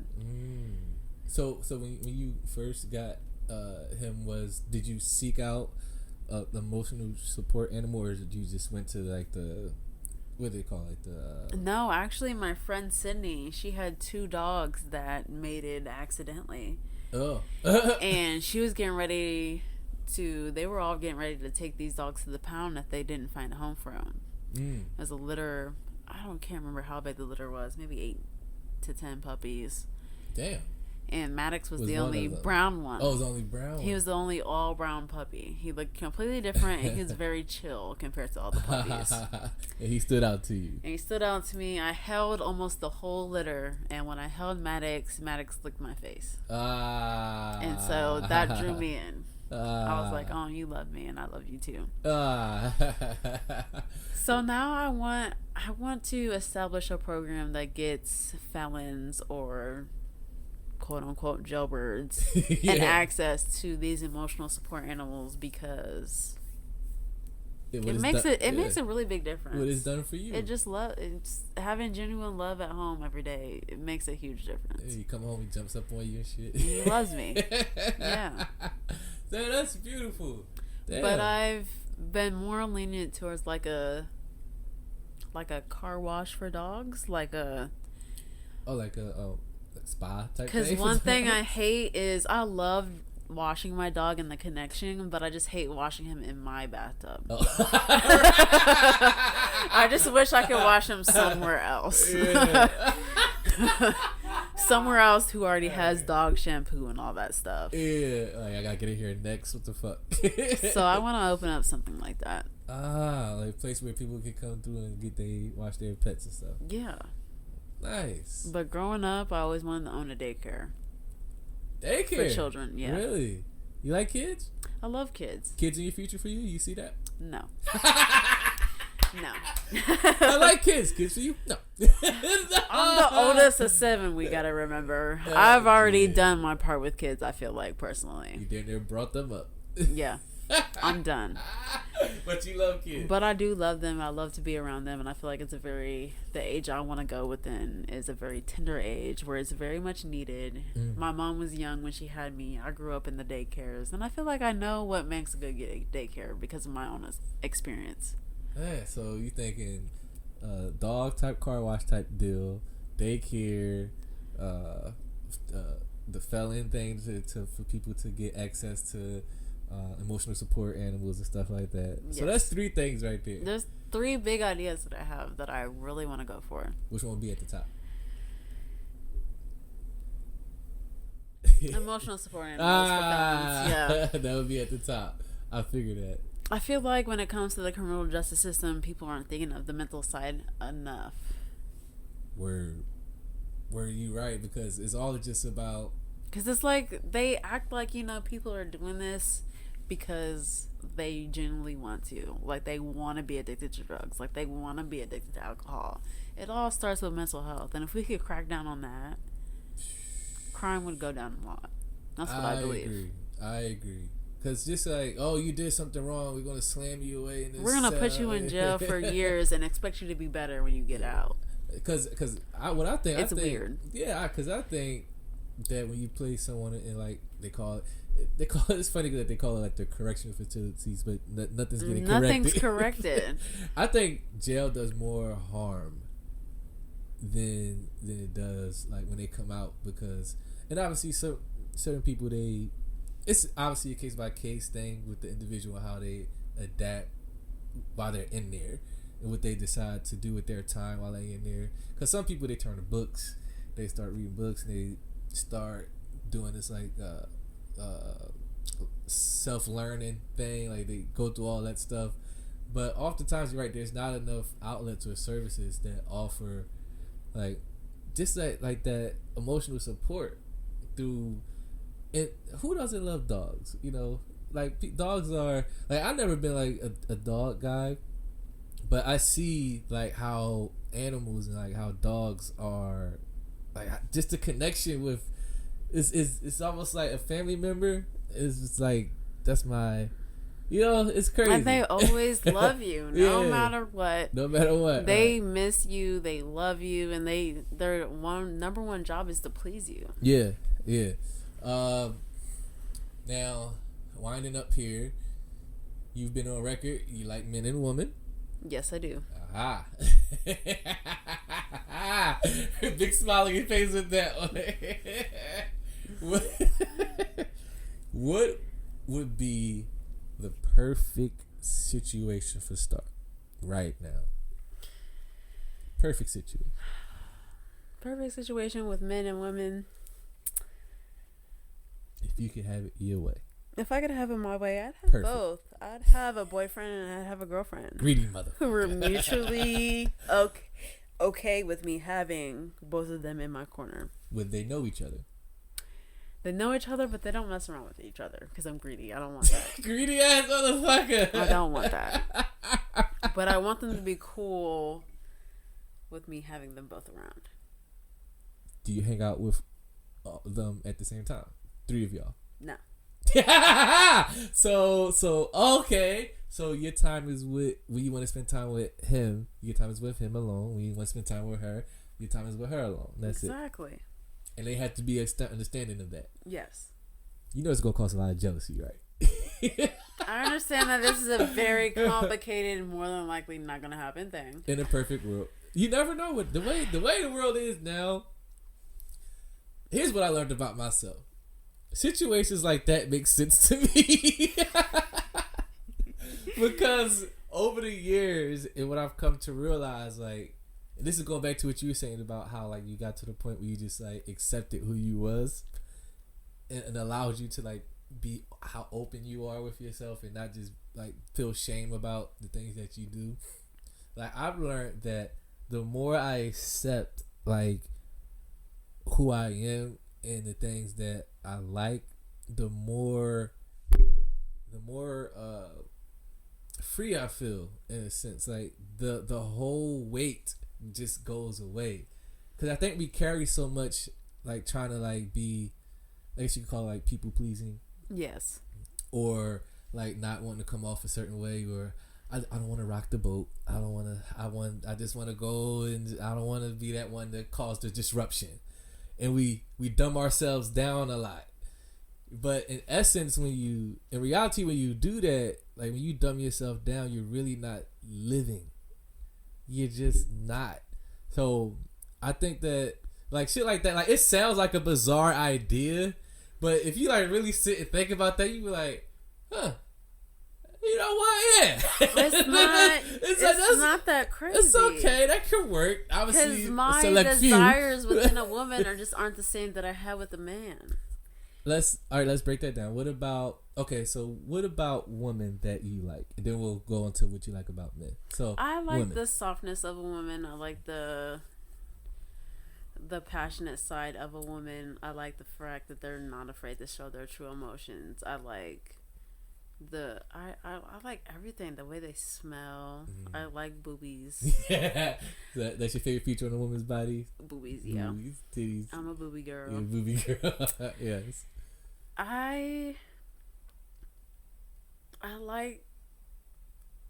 like the sexual side to a woman too. There's a different look to a girl doing that versus when a guy does it. It's more sensual and more touching. And I like guys because I like that masculine side to the dude that's rough and that is manly, exactly. That a woman just can't give to me. Not me personally. Right. But you like to experience both sides. Yes, I like both sides of it, and I have to receive it in two different angles. Yeah, because a man can't give you what a woman can, and a woman can't give you what a man can. Exactly. But if I can have both of y'all, if I have both, and y'all not get crazy with each other, that'd be fucking amazing. Yeah. That would. How long do you think if that? Let's keep going with the ideal situation. If you was able to find two people that was down with it, how long do you think it would go before it implodes? Before man, I don't know. Before someone gets to, they start getting their feelings, and now one's feeling slighted because you spending more time with her, or you talk to him more than you talk to me. Well, you didn't take me to where you took him, so why he get to go there and I don't? That shit happens. I think so y'all going skating. You took me bowling, so why he get to go skating? I just feel like an arrangement has to be made, just like any other. Like you have to go into it knowing that this is what it is before you even start it. How does it rate? So because I'm really trying to play this whole scenario out. Let's say that like you find the guy or the girl. Do you sit at a table? You got like a pencil and paper. Like, all right, so here's the play, guys. So I always looked at it as you get one or the other first. You get the girlfriend first or the boyfriend first. Never and at the then same time. You have to ease the third party in. Yes. That's how I think. I have no experience. Obviously, this is hypothetical, everybody. But I would think that's how you would do it. Like you get one first, either girl or guy. You talk it into the experience with each other. You massage the idea a little bit. Yeah, and you do it together. So does let's say the girl, does she also have to be bisexual or like guys? No, because like I said, I don't need them to necessarily want to fuck with each other. So that's fine. Like I don't need that. Yeah. So the guy could be a straight dude. Yeah. Girl could be straight. Well, obviously she wouldn't be straight, but because she's fucking with Maybe you. Maybe she's just gay and she doesn't like dudes. Like that would work. Yeah. If they could all just be cool with each other. Yeah. So that would be the perfect ideal situation for a star. If you could have two male and female, boyfriend or girlfriend, they cool with it, they know what it is. Happy days for Star. Exactly. Exactly. It just sounds so unrealistic, but I want it. Oh man, will you actually try to pursue this one day? Yes. 1,000% I would. You think you'll be successful with it? I don't know. It depends on if I get the boyfriend or the girlfriend first. Yes. I feel like a boy would be more open to it. Of course, because it's another woman, and he thinks, yeah, bring her in. You know, But guys. see, I don't need a dude like that. I need a dude who's going to be for real, who genuinely Let you do your thing. understands the situation. How do you split up the time? What if you get attached more than one another? What if you like spending time more with her than him? I don't think that would happen. You think you can divide the time equally? Yes. 7 days in a week.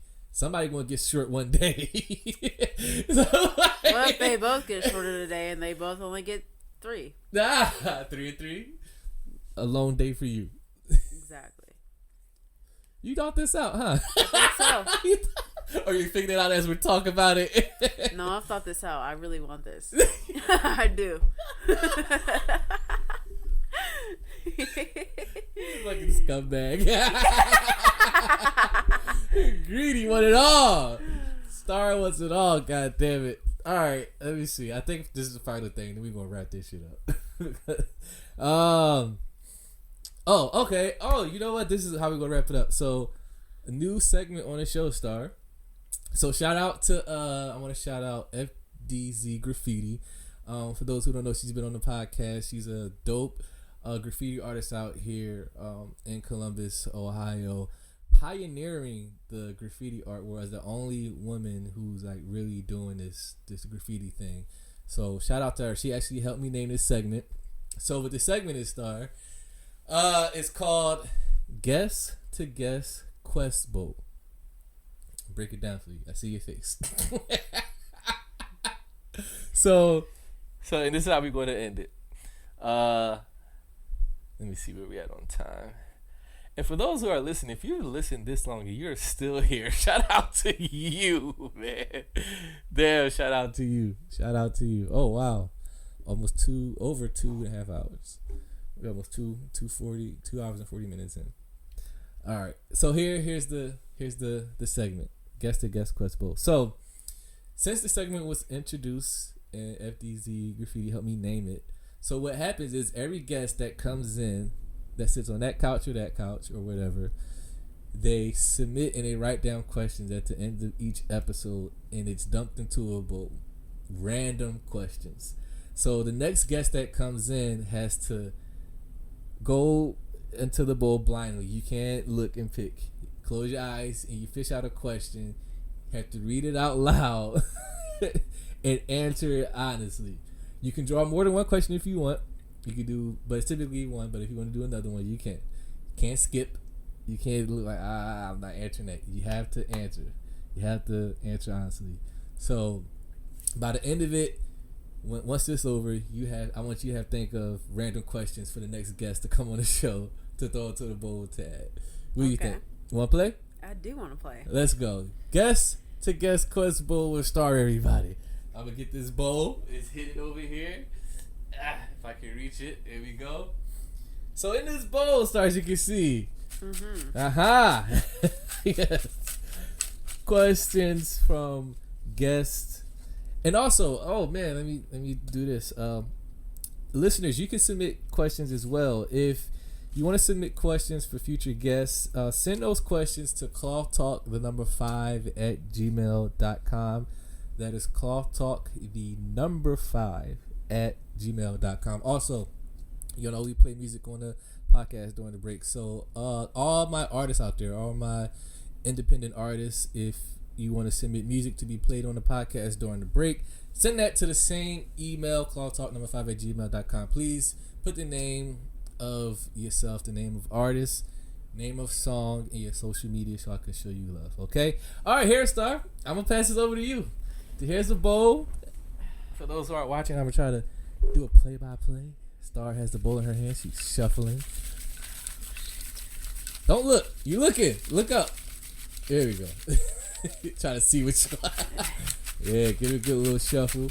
You still looking? Sorry. I just want to make sure none fall out. Okay. She's Okay. getting good shit. Okay, she's shuffling around. Hand is in the bowl. She has a question. All right, go ahead and read it out loud for us. Do you think it's possible to be in love with two people at the same time? Ooh, how fitting for this episode. I know, right? Damn. That was creepy. Oh my god. Hey, some things are just in alignment. can you be? Read that again for the people. Nice Do question. you think it's possible to be in love with two people at the same time? Do you think it's possible to be in love with two people at the same time? That's the key. At the same time. And we were just talking about how you wanted to be in a throuple. What you describe as a throuple, that's the actual thing. Throuple. 3 people. I think it's possible. Expound. I feel like I think you're probably the first one that I've heard that actually think that's possible. I think it's possible. Go ahead. Explain why. I just feel like love is not limited. So when you're limiting your love to one person, how real is it if you're limiting the love? The love shouldn't be, I don't know. I feel like I just don't find it impossible. Especially when you crave, because love comes in different forms to me. Okay. And so you can love somebody for this reason and then love the next person for that reason. Just how you love your family, but you love your friends a different way. Okay. I got it. Does that make more sense? I see what you're saying. Yeah. So, okay, if I follow you correctly, so what you're saying is being in love with two different people at the same time, you feel that the love that you may have for that person would be different from the love you have with that person. Yeah. But you can give that But you at can the still same time. give love. Yeah. At the same time. Yes. Huh. I believe in that. Yeah. Can I do another one? You want to do said I another could do question? two? You can do more. You can do another one. This is interesting. You having fun with this? Guess am. to guess questable, everybody. Submit your questions to Cloth Talk Podcast number 5 at gmail.com. Good shuffle there. All right. See what we got here. Read it out loud. Give your kidney to save someone's life who accidentally killed your uncle in a car crash, or remove your fingers to save the life of someone who bullied you. Oh, I love that. Read it again for the people. That's a lot. That's a doozy right there. Give your kidney to some. Hold on, let me start over. Give your kidney to save someone's life who accidentally killed your uncle in a car crash, or remove all your fingers to save the life of someone who bullied you. And you said you've been bullied in the past. So would you give your kidney to save the life of... Why is a person assuming that I want to save anybody's life? Well, no. Why do I have to care? Well, you gotta put yourself in that scenario.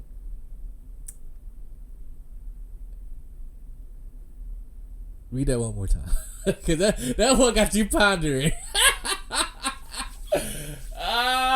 Give up that kidney. Or, the car crash with the knees and the bully. I think I'm going to remove all my fingers to save this bully. I can't. The likelihood of living with one kidney is a lot slimmer than me just not having fingers. I don't really need fingers to live. And then, like, I can't choose somebody who killed my family over a bully. That's family. Like, I can't choose that over a bully. Like, I'd rather save the bully than somebody who killed my blood family. That was a hard one, though. That was a hard one. Leaving your kidney that's a big thing right there. You sure you want to change your But answer? no fingers, that's crazy. Nah, I'm You don't good want to with change your my answer? I'm not killing the person that killed my uncle. You have me fucked up now. You don't want the revenge? No, I love my uncle. I can do one more. You keep going. Yes. You having a blast. I love this. This is so fun. You like this segment? Okay, we're gonna do one more, and I'm gonna save it for the rest of the people. All right. That means you gotta. Now that you did 3, you gotta put 3 back in there now. Or your own questions when we wrap up. Okay, cool. I have the notebook and pen for you. So you That's can, a good deal. Yeah. You're breaking ground here. You're the first person who did 3. Cool. You just set a record. All right, she has another one. Oh, stuck together. All right, what we got? Are you satisfied with your accomplishments? Yeah. Okay. I like that. Yes. My accomplishments have been met. Do I think I need more goals? Yes. But am I satisfied with my accomplishments so far? Yes. Yeah. Honestly, you can say you are. I mean, well, shit, you come a long way. So. I came a long way. I say, if you would have said no to that, I'm like, man, what the fuck? You've come a long way. I like it. Yeah. These are cool. You like this segment? I do. Yeah. You can pull questions out all night, can't you? You can keep going. It'll both be empty. I feel like I have to pull this one because I already saw it. Is that 4 now? 4 Yes. questions. You got to add 4 questions back in there now. That's cool. All right. What we got? We have, why do short women always sleep in the middle of a king size bed? I'm not fucking short. I don't know. I'm fucking almost 5'8". Jeez. I don't know, because they want to feel cuddled like I